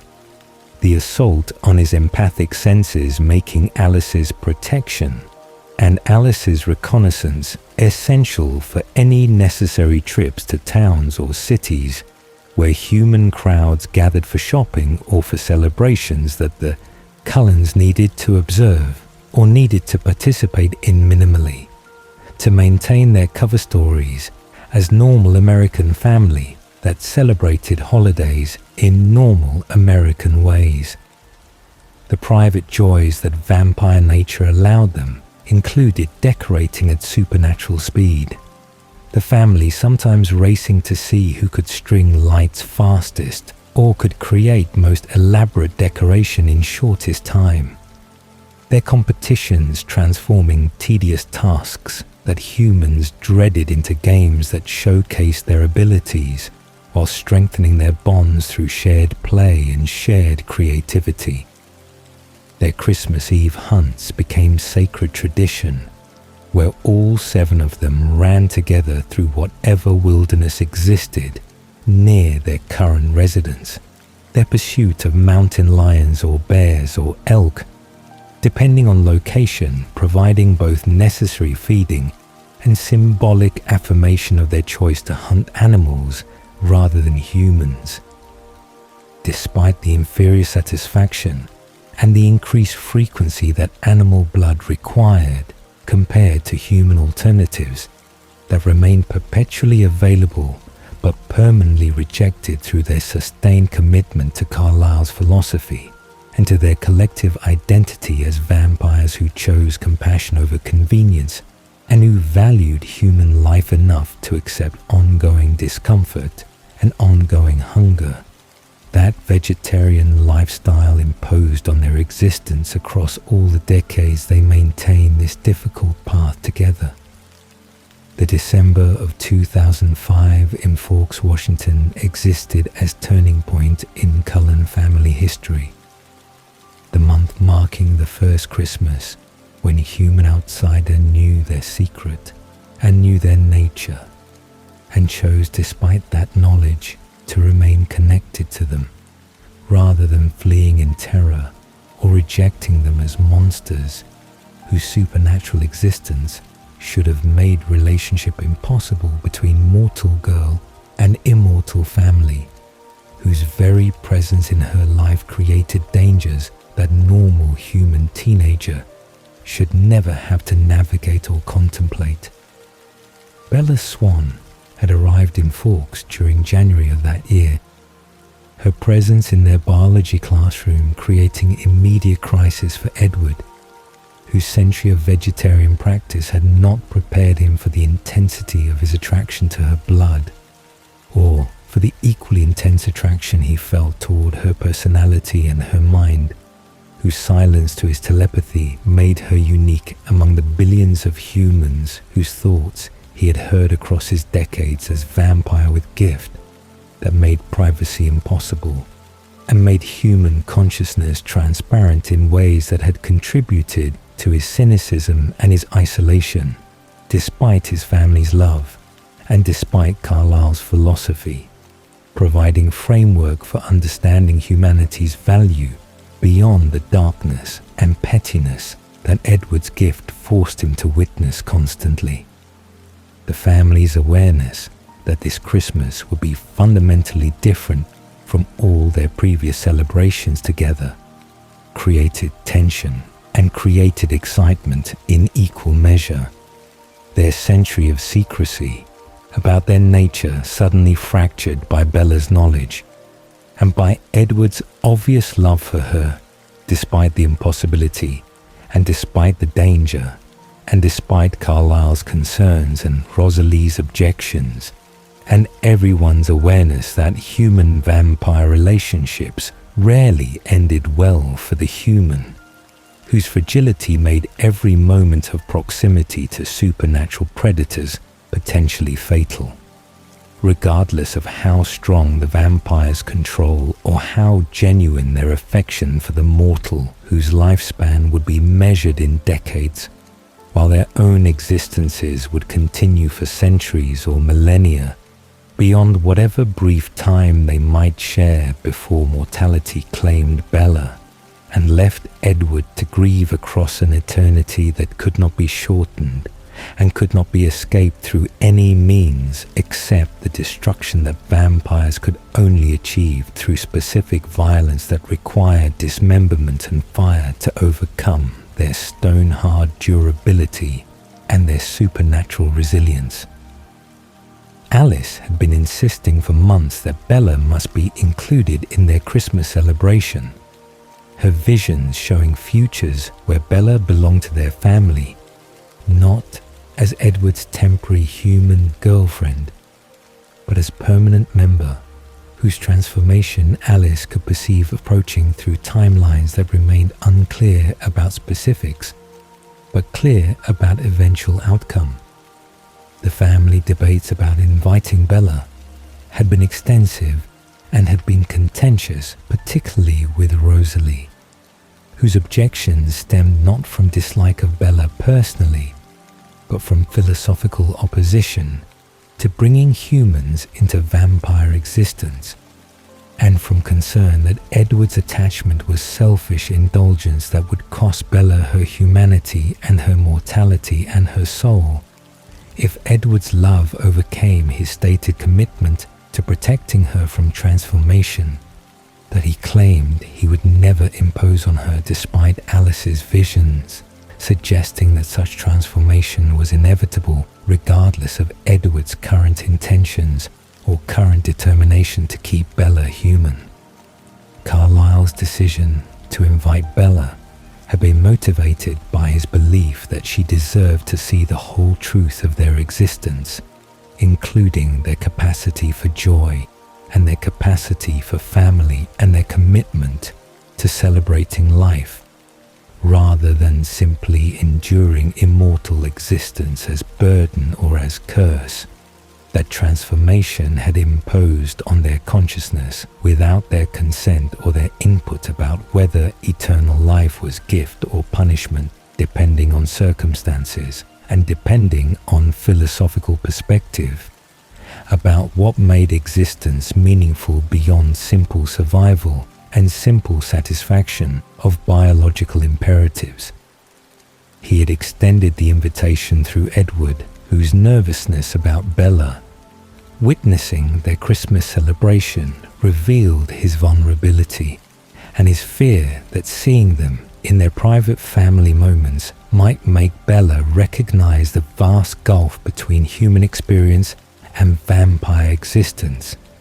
and might make her reject him, or reject the relationship that had developed between them across the months since her arrival in Forks, had disrupted their careful routines, and had created complications that no amount of precaution or restraint could fully prevent or fully manage. Bella's approach to the Cullen home on Christmas Eve occurred during evening hours, when December darkness came early to Forks, and when rain had transitioned to light snow that accumulated on the long driveway through the forest, and made her ancient truck struggle with traction on the unpaved road that wound through the trees toward the house that Edward's family occupied in studied isolation from the small town where they maintained their cover story as adopted siblings, whose wealth and whose beauty and whose deliberate distance from normal teenage social dynamics marked them as different, without quite revealing how fundamentally other they were beneath the careful performance of humanity that they maintained during school hours and during their minimal necessary interactions with the human community that provided their cover, but that they could never fully join or fully trust with the truth about their nature. The house appeared through the trees, decorated with lights and with tasteful elegance that characterized everything Esme created, the perfection of the display immediately noticeable to Bella, whose own limited experience with Christmas decoration made the Cullen home's aesthetic achievement seem impossibly professional and impossibly beautiful, in ways that suggested supernatural attention to detail rather than simply wealth or good taste applied to holiday celebration. Edward met Bella at the door before she could knock, his vampire hearing having detected her truck's struggling engine from miles away, and having allowed him to track her progress along the driveway with anxiety that Bella could perceive in his expression and in his unnecessary breathing, and in the tension visible in his shoulders despite his attempt to project calm welcome, rather than the nervousness that his family's presence and his family's scrutiny and the weight of introducing the girl he loved to the vampires who functioned as his parents and his siblings created in his awareness. His whispered warning before they entered revealed his concern that the family's attempt to seem normal for Bella's benefit might actually achieve the opposite effect by making their otherness more obvious through the contrast between their performed humanity and their actual supernatural nature. That perfect manners and perfect appearances could not entirely conceal from observant human, whose knowledge of what they were made her aware of details and discrepancies that normal humans would overlook or would rationalize away through conventional explanations that preserved their comfortable assumptions about reality and about the possible. The interior of the Cullen home overwhelmed Bella's senses, despite her months of knowing Edward, and despite her theoretical preparation for witnessing vampire domestic life, the reality of their Christmas celebration exceeding her imagination and exceeding her ability to process the perfection and the beauty and the subtle wrongness that characterized everything about their environment and their interactions with each other and their carefully modulated behaviors that approximated human normalcy without quite achieving it, because vampire nature created differences too fundamental to overcome completely, regardless of how much practice or how much care they invested in their performance. The massive tree reaching toward the high ceiling displayed ornaments that seemed individually selected for maximum beauty, and seemed arranged according to aesthetic principles that Bella lacked vocabulary to articulate, but could perceive operating in the overall composition that made the tree seem simultaneously natural and impossibly perfect in ways that normal human decorating could never achieve, even with unlimited time and unlimited resources to devote to the task. The scents filling the house included pine and cinnamon and something baking in the kitchen, despite the Cullens having no need for food and no ability to taste or digest human meals beyond the minimum required to maintain their cover story during the rare occasions when eating in public became necessary to avoid drawing attention to their supernatural nature. Bella recognized these scents as performance created for her benefit, the family's gesture toward normalcy, making her simultaneously grateful for their consideration and sad about the reminder that her presence among them required constant accommodation and constant adjustment to her fragility and her humanity that made simple activities like sharing a meal impossible between vampire family and human guest whose blood they could smell with every breath they chose to take for speaking, or for maintaining the appearance of life that stillness and silence would betray if they allowed their vampire nature to express itself without restraint or without concern for how their lack of breathing and their lack of movement would appear to human observer whose comfort they were attempting to prioritize. The family had positioned themselves throughout the main room in arrangements that appeared casual, but that Bella recognized as carefully calculated to avoid blocking her exits and to avoid crowding her or surrounding her in ways that might trigger prey instincts that humans possessed, without usually being conscious of the biological programming that made enclosed spaces with predators feel dangerous, even when conscious mind insisted that the danger was not real or not immediate. Carlyle and Esme approached first, their welcome warm and genuine, in ways that made Bella feel simultaneously honored and inadequate. Their treatment of her as already daughter, rather than as temporary guest, or as Edward's questionable choice, creating emotional response that Bella struggled to process given her complicated relationship with her own parents, whose divorce and whose separate lives had left her feeling more like obligation than like cherished child. During her years shuttling between Renee's chaos and Charlie's awkward silence, Alice's greeting involved immediate physical contact despite Edward's tensing, and despite the general family policy of maintaining distance from Bella, to minimize the temptation that her scent created even for vampires whose control had been tested and proven across decades of vegetarian practice in close proximity to humans whose blood they could smell but chose not to consume. Alice's hug and Alice's confident declaration that she and Bella were already friends based on visions that had shown their relationship developing across futures that had not yet occurred, created warmth that overcame the awkwardness and created foundation for the friendship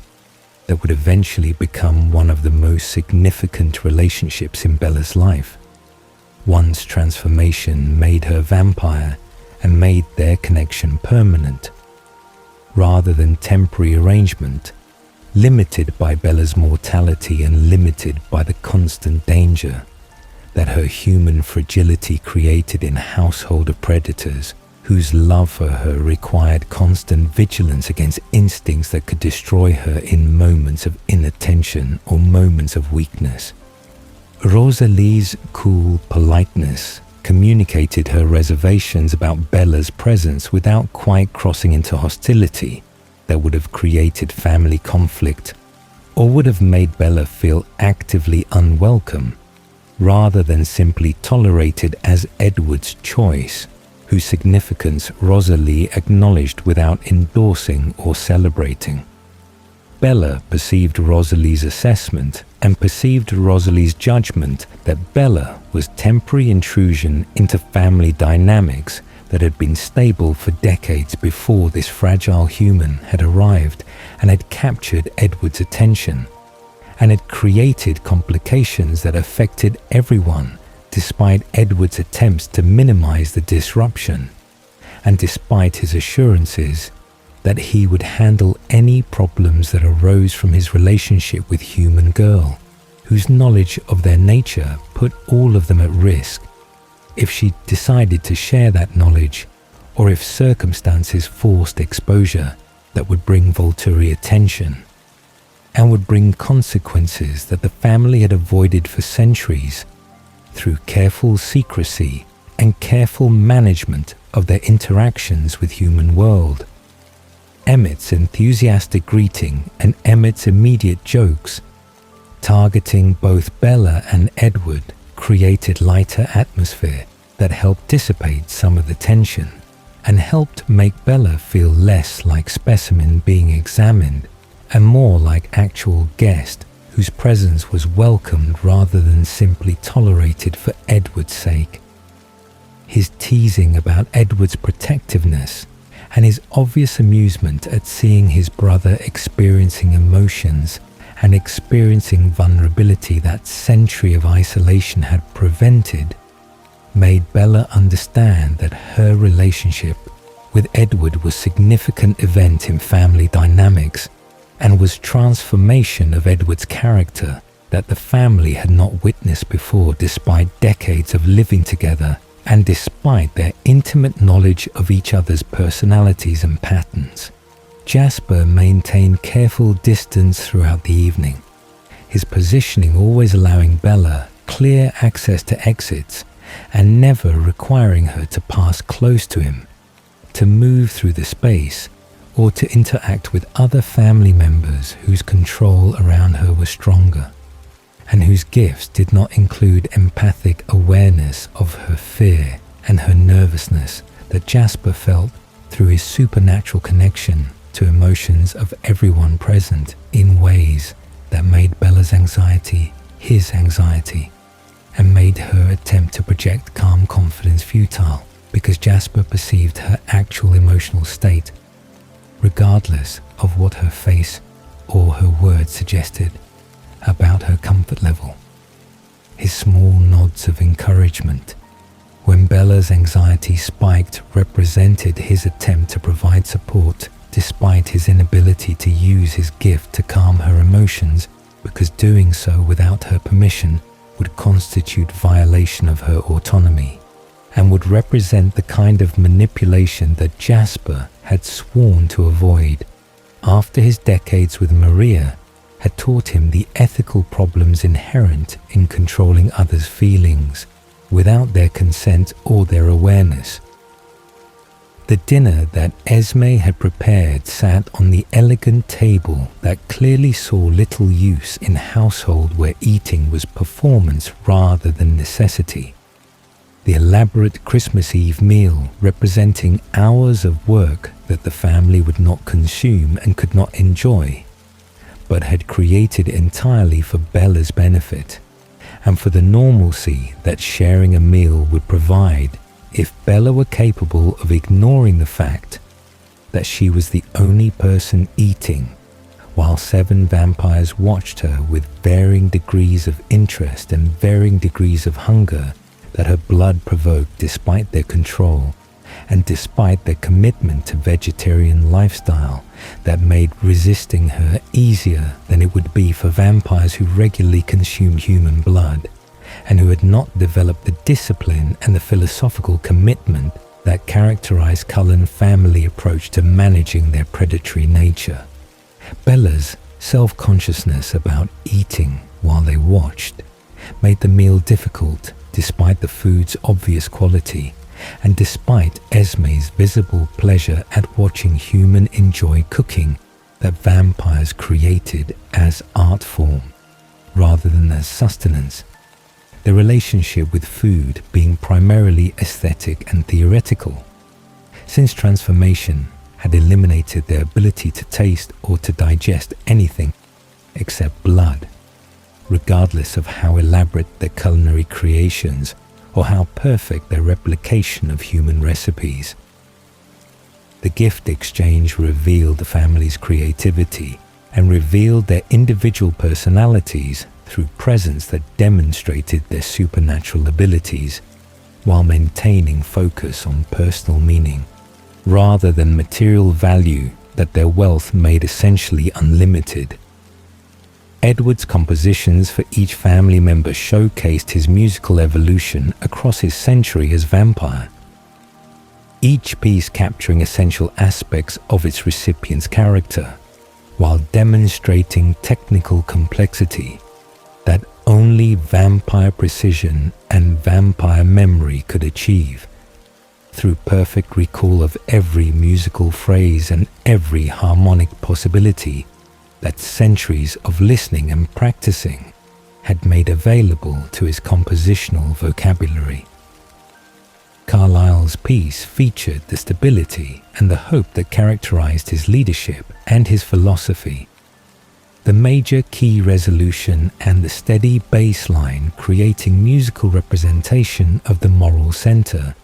that Carlyle provided for their family across all their decades together. Rosalie's gift to Emmett involved custom engine modification that would enhance his Jeep's off-road capabilities and would facilitate his adventures in ways that demonstrated her understanding of his enthusiasms and her support for his joy, despite her own more serious approach to vampire existence and despite her ongoing grief about the humanity and the normal life that transformation had denied her. Alice's gifts were wrapped with precision that suggested she had seen exactly how the paper would tear and had arranged the folds and the tape accordingly, her presence fitting perfectly and suiting recipients' tastes with accuracy that precognition allowed, but that still seemed remarkable even by vampire standards, where supernatural was baseline expectation for family members whose various gifts gave them advantages and abilities beyond the standard vampire package of strength and speed and immortal beauty. Edward's gift to Bella was CD containing his compositions written specifically for her. Across the months since they had met, the music representing his love and his wonder and his fear in ways that words could not adequately express, and in ways that allowed Bella to understand the depth of his feeling, without requiring verbal declaration, that Edward's century of isolation and his uncertainty about whether his love was blessing or curse for fragile human made difficult for him to articulate directly. Bella's gifts to the family were simple and store-bought in ways that made her anxious about their inadequacy compared to the handmade perfection that characterized Cullen family gift-giving traditions, but the family's gracious acceptance and their genuine appreciation for the gesture and for the thought that Bella had invested in selecting presents despite her limited budget and her limited knowledge of their preferences made clear that they valued her attempt to participate in their traditions and valued her presence among them, regardless of how temporary that presence might prove to be given her mortality,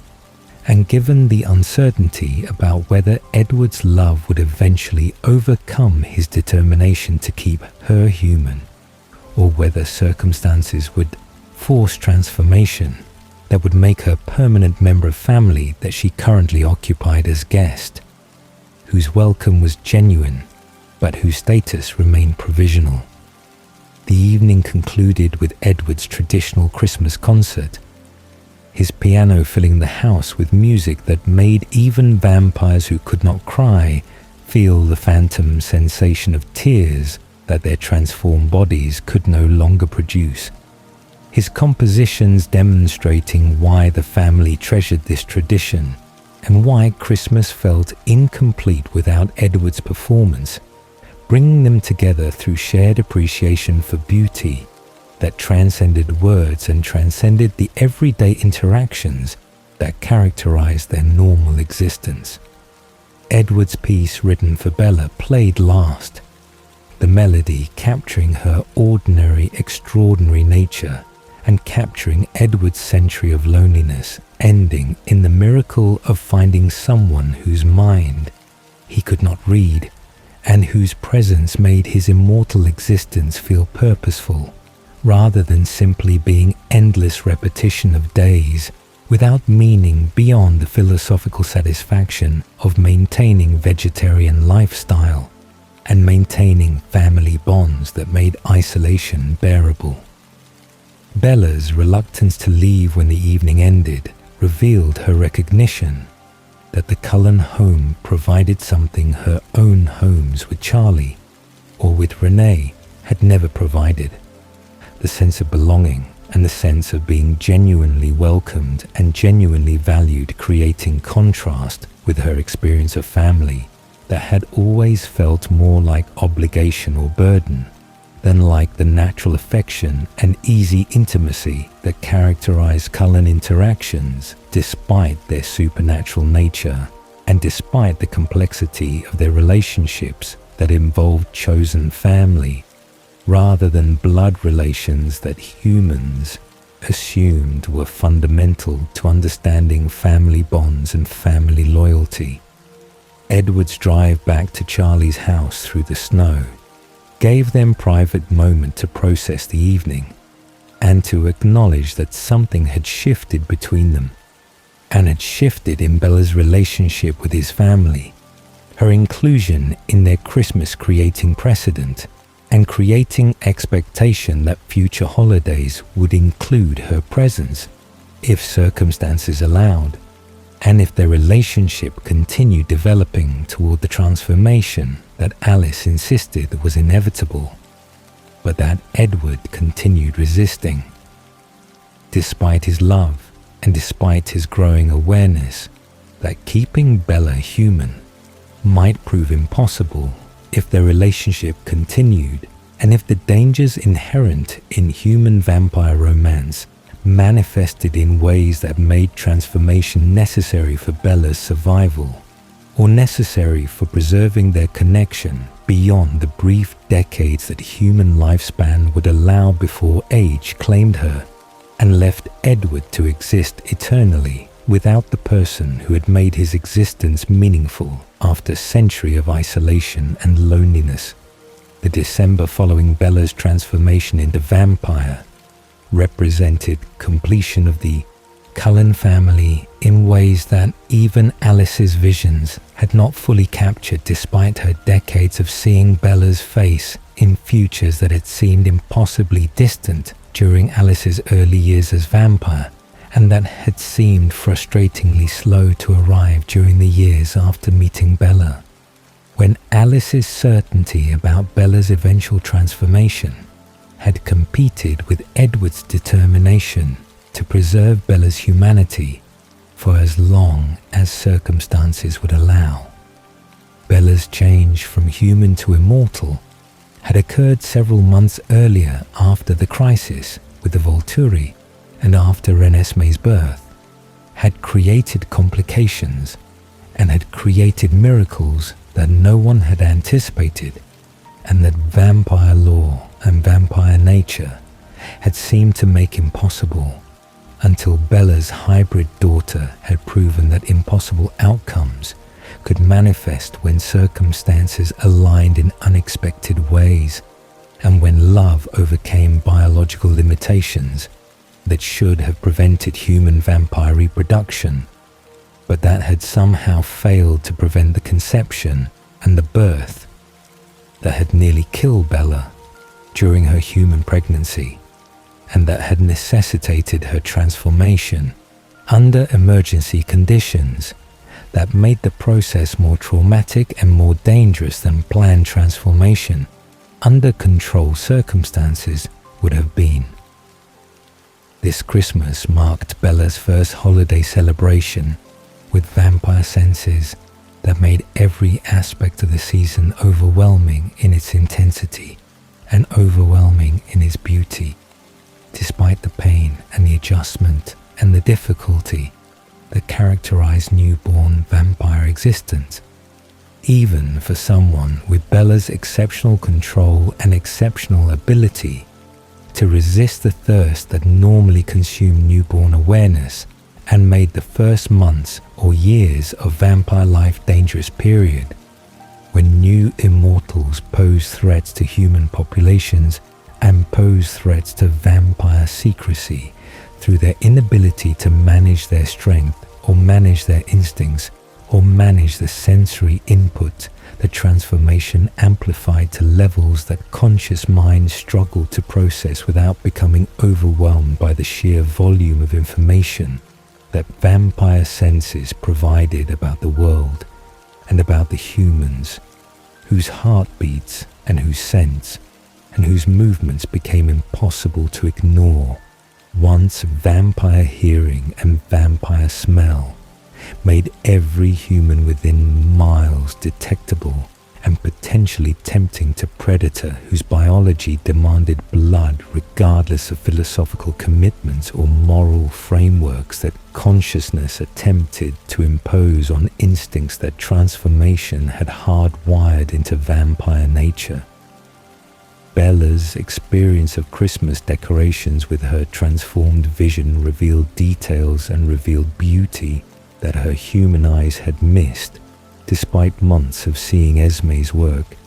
and despite her appreciation for the aesthetic achievement that Cullen home represented, even by standards of wealthy families whose resources allowed professional decoration and allowed unlimited budgets for creating holiday environments that impressed neighbors and impressed guests. Every ornament on the tree now appeared in crystalline clarity that made visible the individual brushstrokes on hand-painted surfaces and made visible the microscopic imperfections in glass that proved the ornaments were antique rather than modern reproductions. Bella's vampire vision, providing information about provenance and about craftsmanship that human observation could never achieve without magnification and without lighting, that would reveal details invisible to ordinary sight, even under optimal viewing conditions. The light strung throughout the house no longer created simple warm glow, but instead created individual points of illumination whose wavelengths Bella could perceive separately and whose heat signatures her vampire senses registered despite not needing that information for survival or for navigation through space, that her enhanced vision made perfectly visible even in complete darkness, that would render humans helpless and would render human Christmas celebrations impossible without artificial lighting to compensate for the natural absence of sun during winter evenings in northern latitudes. The sounds of Christmas became similarly overwhelming once Bella's vampire hearing made every note and every harmonic and every overtone perceptible with clarity that made human listening seem muffled and incomplete by comparison. Edward's piano playing revealing complexity and revealing nuance that Bella had appreciated during her human life, but had never fully heard in the way that vampire perception allowed her to experience the music with awareness of every vibration and every resonance that the instrument produced when Edward's vampire hands moved across keys with precision that created sounds impossible for human pianists, regardless of their training or their talent or their decades of practice attempting to achieve perfection. That vampire nature made effortless. Once transformation eliminated physical limitations and eliminated the muscle memory failures and the coordination problems that prevented humans from executing what their musical consciousness could imagine, but their biology could not consistently reproduce. Bella's tears at hearing Edward's compositions with her complete awareness created frustration because vampire nature prevented actual cry, despite emotional intensity that warranted physical release through tears that would not come regardless of how profound her feelings or how overwhelming her gratitude for being able to finally experience his music as he intended it to be heard by someone with vampire perception rather than with human limitations that made his playing beautiful but necessarily incomplete in ways that he had accepted during their human relationship. but that transformation had eliminated, along with all the other barriers and limitations that mortality had imposed on their connection. The sense of Christmas assaulted Bella's newborn vampire awareness with intentions of someone he trusted. Your careful planning, your subtle movements, and your inability to entirely conceal your anxiety have revealed the truth that others, seeing only surface details, failed to detect. The room remained silent, save for Hemsley's shallow, panicked breathing. The truth had emerged not through loud accusation, nor dramatic confrontation, but through the patient accumulation of observation and understanding, a gentle unraveling of deception, orchestrated with the precision only Miss Marple could command. By the time the villagers departed, Hemsley escorted by the authorities under polite, formal directions, the tension in the room had shifted from speculation to quiet acknowledgement. The puzzle was complete, the mystery resolved, though not without leaving a residue of unease over human nature and the hidden motives that could exist even in the quietest of villages. Miss Marple, alone now by the hearth, reflected on the simplicity and complexity of the case alike. The truth, she mused, lay not in the dramatic or the obvious, but in the subtle patterns, the tiny gestures, and the persistent, careful attention to human behavior.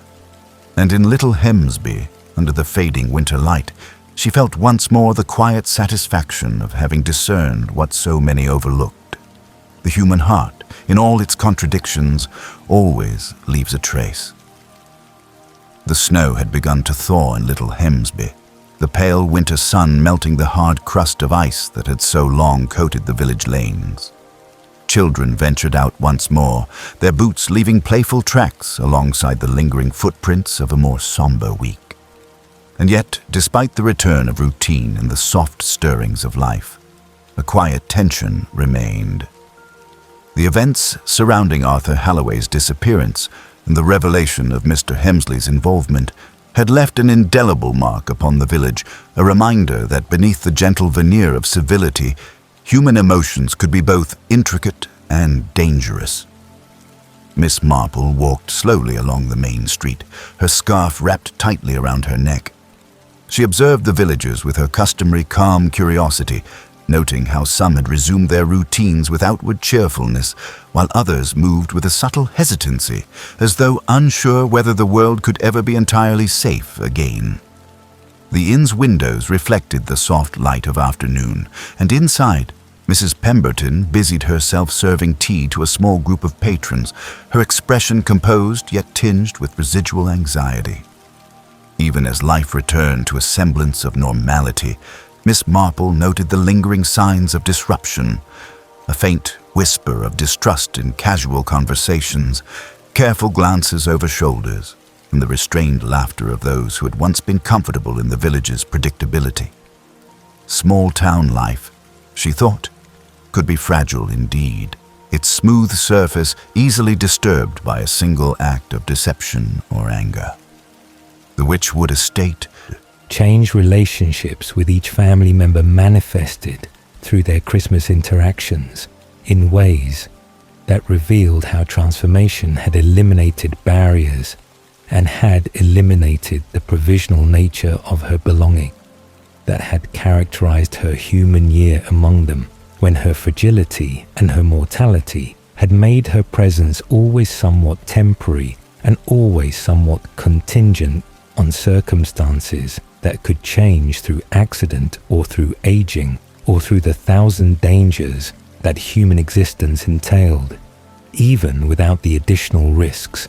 that vampire proximity created for fragile mortal, whose blood tempted even vegetarian vampires, whose control had been tested across decades of restraint. Rosalie's warmth toward Bella represented dramatic shift from the cool politeness that had characterized their relationship during Bella's human months. Rosalie's resistance to Bella's transformation having dissolved during Bella's pregnancy, when Rosalie's protection of Renesmee and Rosalie's support for Bella's choice to continue the dangerous pregnancy despite medical advice and despite family pressure, had created alliance and had created genuine affection between two women, whose personalities and whose perspectives on vampire existence had seemed incompatible until circumstances had revealed their shared values and their shared determination to prioritize choice and autonomy over safety, and over conventional wisdom about appropriate decisions. Rosalie's gifts to Bella this Christmas included custom jewelry designed specifically for vampire durability and designed specifically for Bella's transformed beauty that made human cosmetics and human accessories seem inadequate for enhancing features that transformation had perfected beyond human possibility of achieving through makeup, or through surgical intervention, or through any means, except the supernatural restructuring that vampire venom accomplished during the 3 days of burning that converted human biology into immortal predator, whose beauty served evolutionary purpose of attracting prey and disarming human defenses against danger that beautiful faces and beautiful bodies made seem impossible despite the lethal nature concealed beneath the attractive exterior. The jewelry that Rosalie created featured designs that incorporated Bella's human aesthetic preferences with Rosalie's understanding of vampire fashion and vampire durability requirements. The pieces strong enough to survive vampire strength and vampire activity, while remaining delicate enough to appear elegant rather than clumsy or overly practical,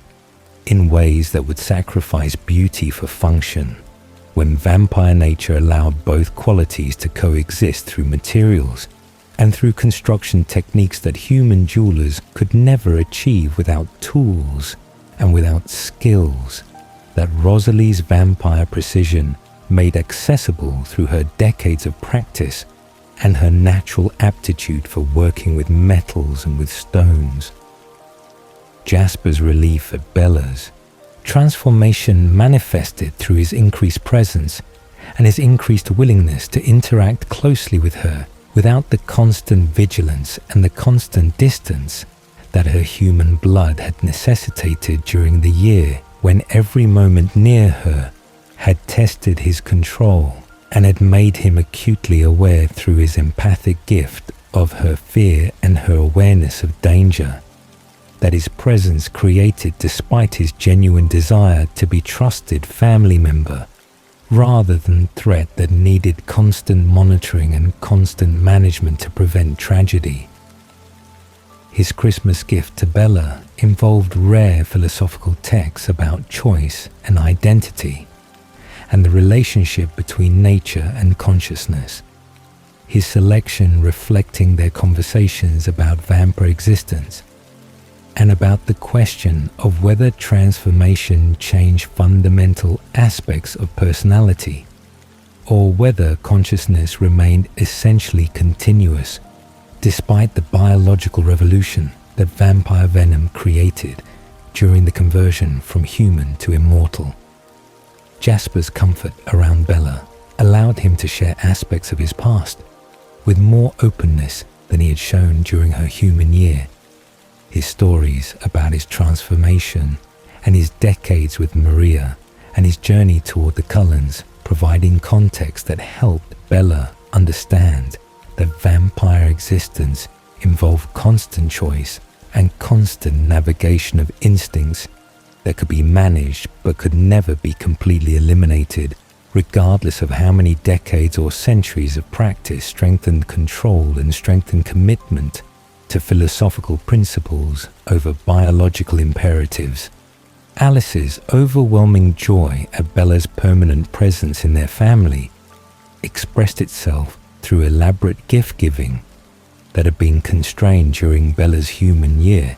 by concerns about overwhelming her or about creating inappropriate dependence on vampire family whose wealth and whose resources made them capable of providing material comfort that Bella's pride and Bella's desire for independence had made her reluctant to accept when gifts seemed excessive, or seemed to imply obligation, or seemed to suggest that her value to them was contingent on her gratitude or her willingness to be managed or controlled through generosity that looked like love but might actually be manipulation. But transformation had eliminated those concerns and had eliminated the power imbalance that mortality created between human and vampires, whose strength and whose resources and whose immortality gave them advantages that made true equality impossible. Regardless of how much respect or how much genuine affection characterized the relationships between mortal and immortal beings, whose existences operated on fundamentally different scales and according to fundamentally different constraints. Alice's gift demonstrated her decades of watching Bella in visions and her intimate knowledge of Bella's preferences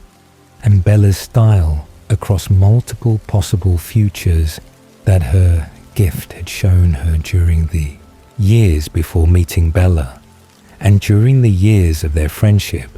when Alice's visions had included countless versions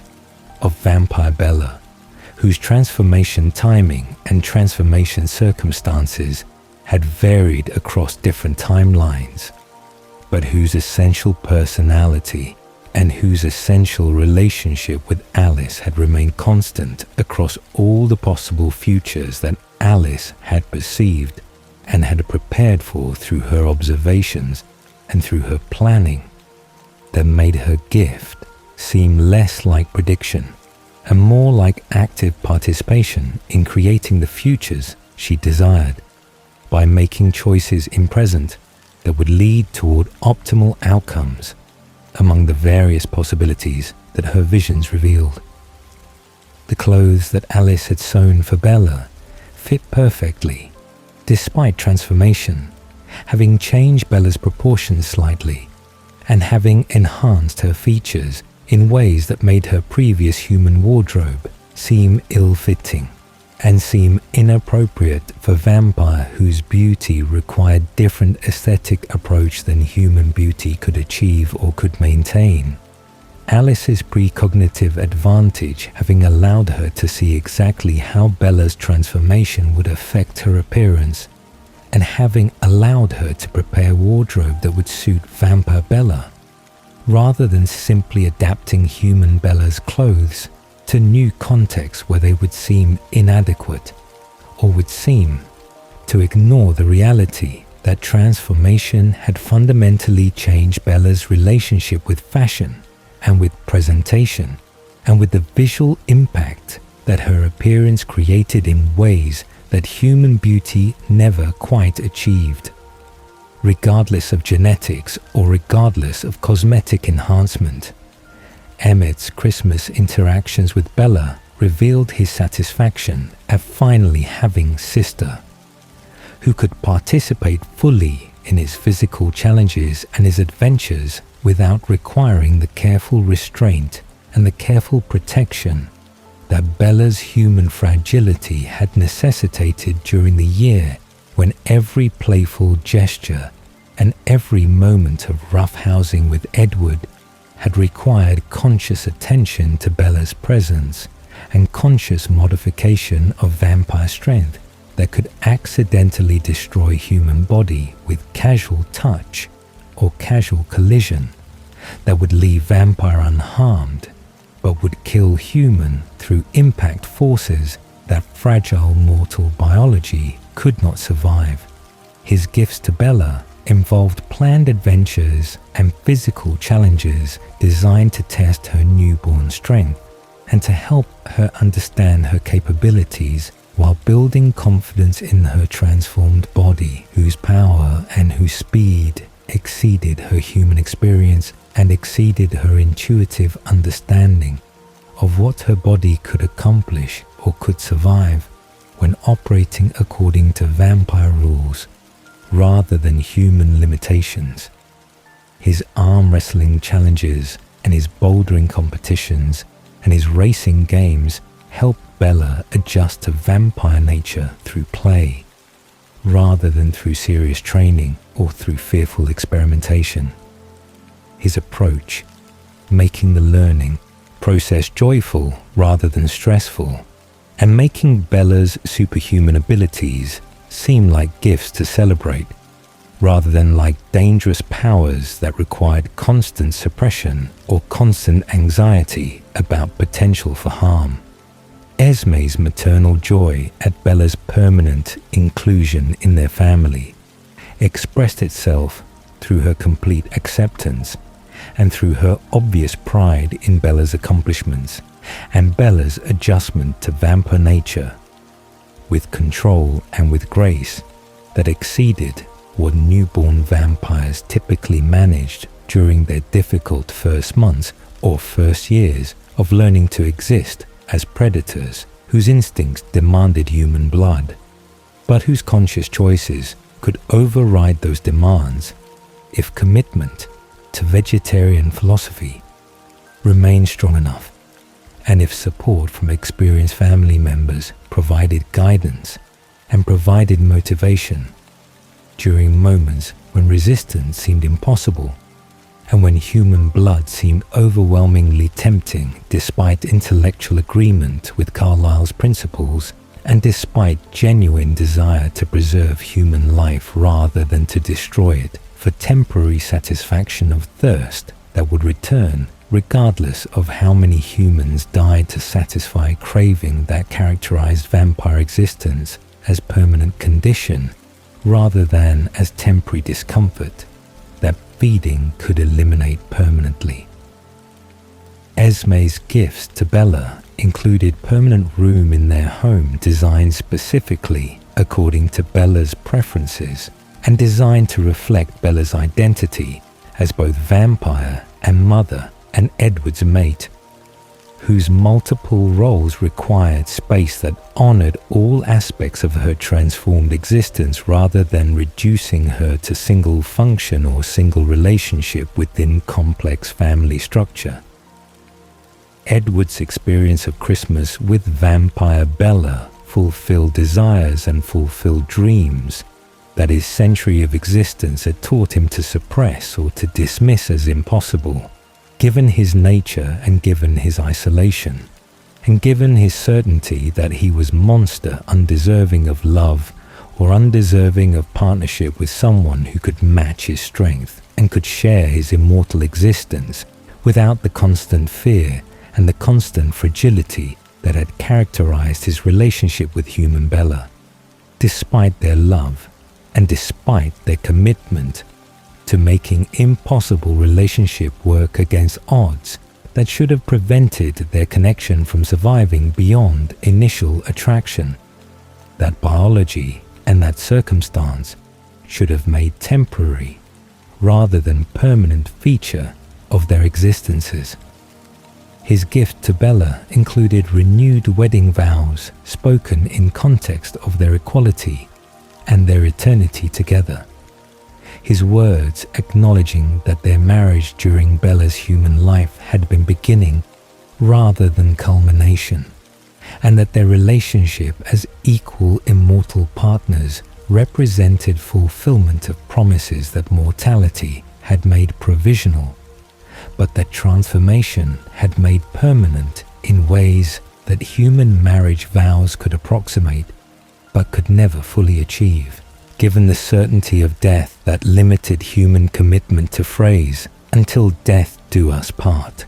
rather than the eternal bond that vampire mates could form when both partners were immortal and when centuries or millennia stretched ahead, providing infinite time for their love to deepen and their understanding to grow beyond what human relationships could achieve in the brief decades that mortality allowed. The presence of Renesmee during this Christmas created additional dimension that none of their previous celebrations had included, the half-vampire child's rapid growth making her development visible and making each holiday potentially unique in ways that immortal vampires never experienced once transformation arrested their aging, and made every Christmas essentially identical in terms of their own physical state and their own capabilities despite the changing world around them, and despite the accumulated experiences that centuries provided for consciousness, even when body remained frozen at whatever age transformation had occurred.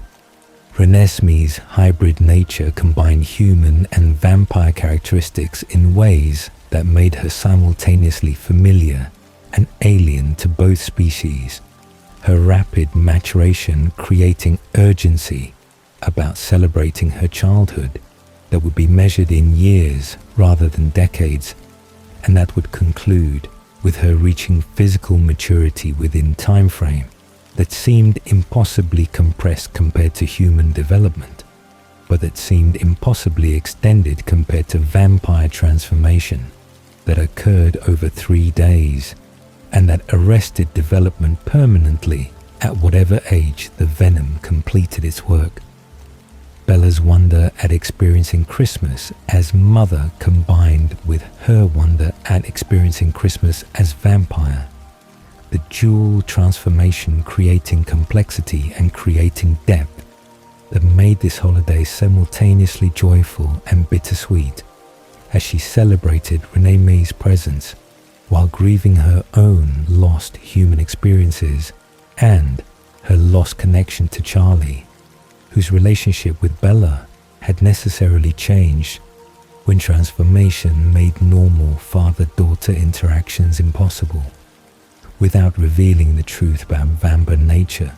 that Volturi law prohibited sharing with humans whose knowledge of vampire existence created unacceptable risk to vampire secrecy. Jacob Black's inclusion in Cullen Christmas as Renesmee's imprinted protector and as Bella's enduring friend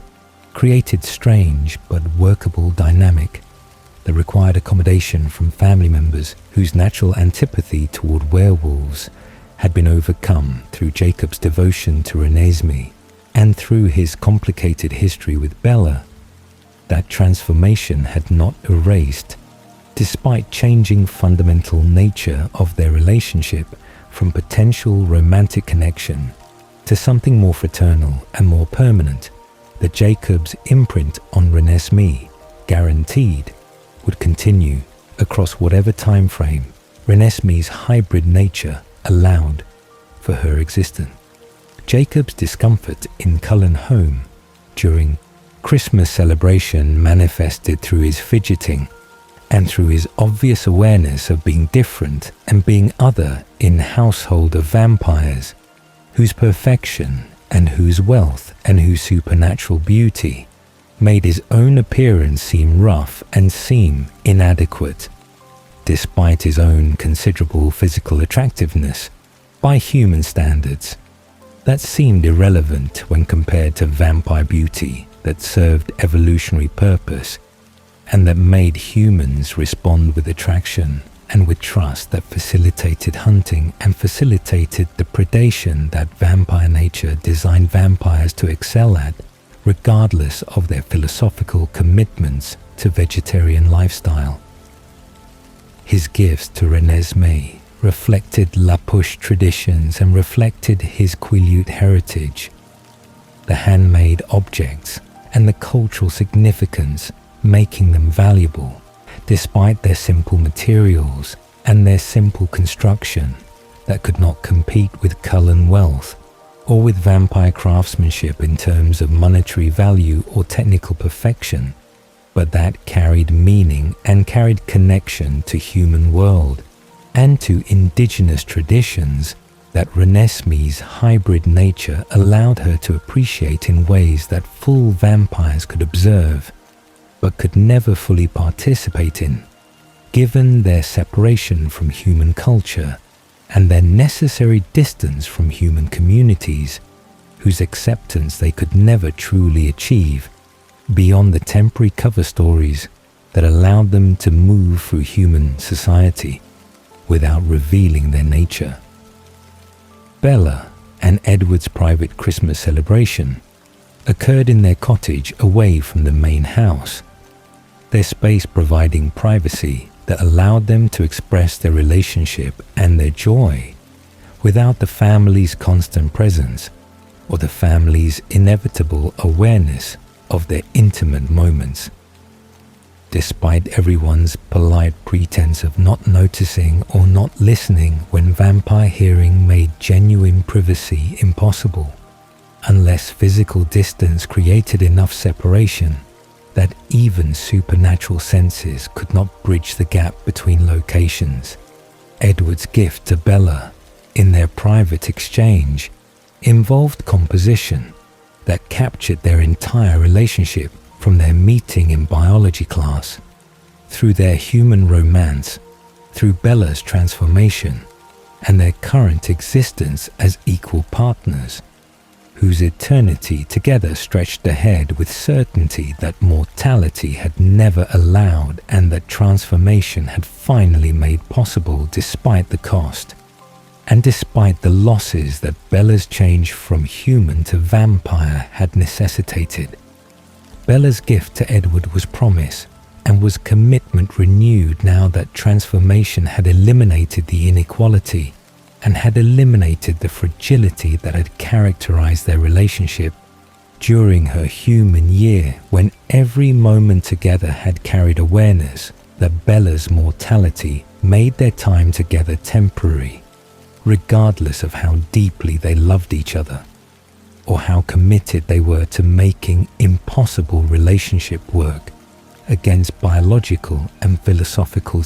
obstacles that should have prevented their connection from surviving beyond initial attraction. Looking forward from this Christmas toward the infinite future Christmases that stretched ahead of them,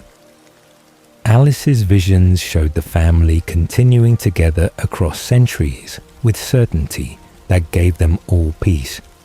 and gave them all confidence that their chosen family structure would survive whatever challenges and whatever changes occurred in vampire world or human world around them. Their commitment to each other and their commitment to Carlyle's vegetarian philosophy, providing foundation that made their relationships permanent rather than temporary alliances that characterize most vampire associations, where power and where convenience rather than love and rather than choice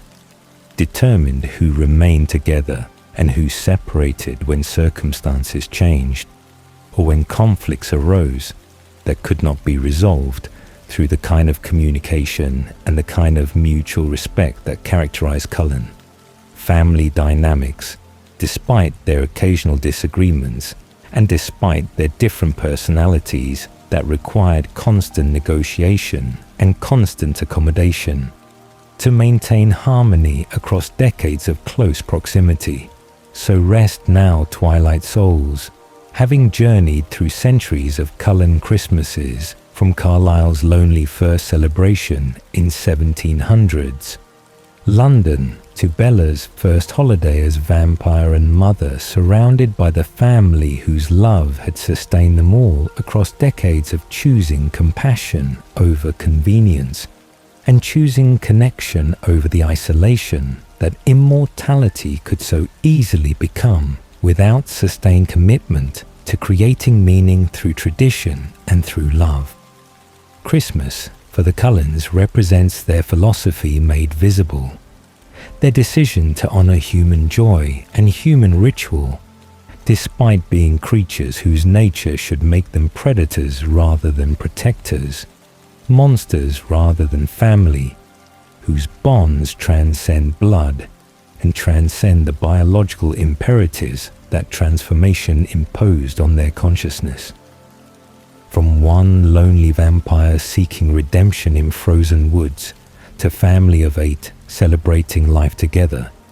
their Christmas tradition marks time in eternity and gives shape to forever through annual affirmation that existence can have purpose beyond survival, and that immortality becomes gift rather than curse when shared with chosen family, whose love makes centuries bearable and makes infinite tomorrows worth anticipating. Sleep with the certainty that belonging is possible, that family is choice, that traditions anchor us across time, and that even monsters can choose to become something more through love sustained across eternity. Good night.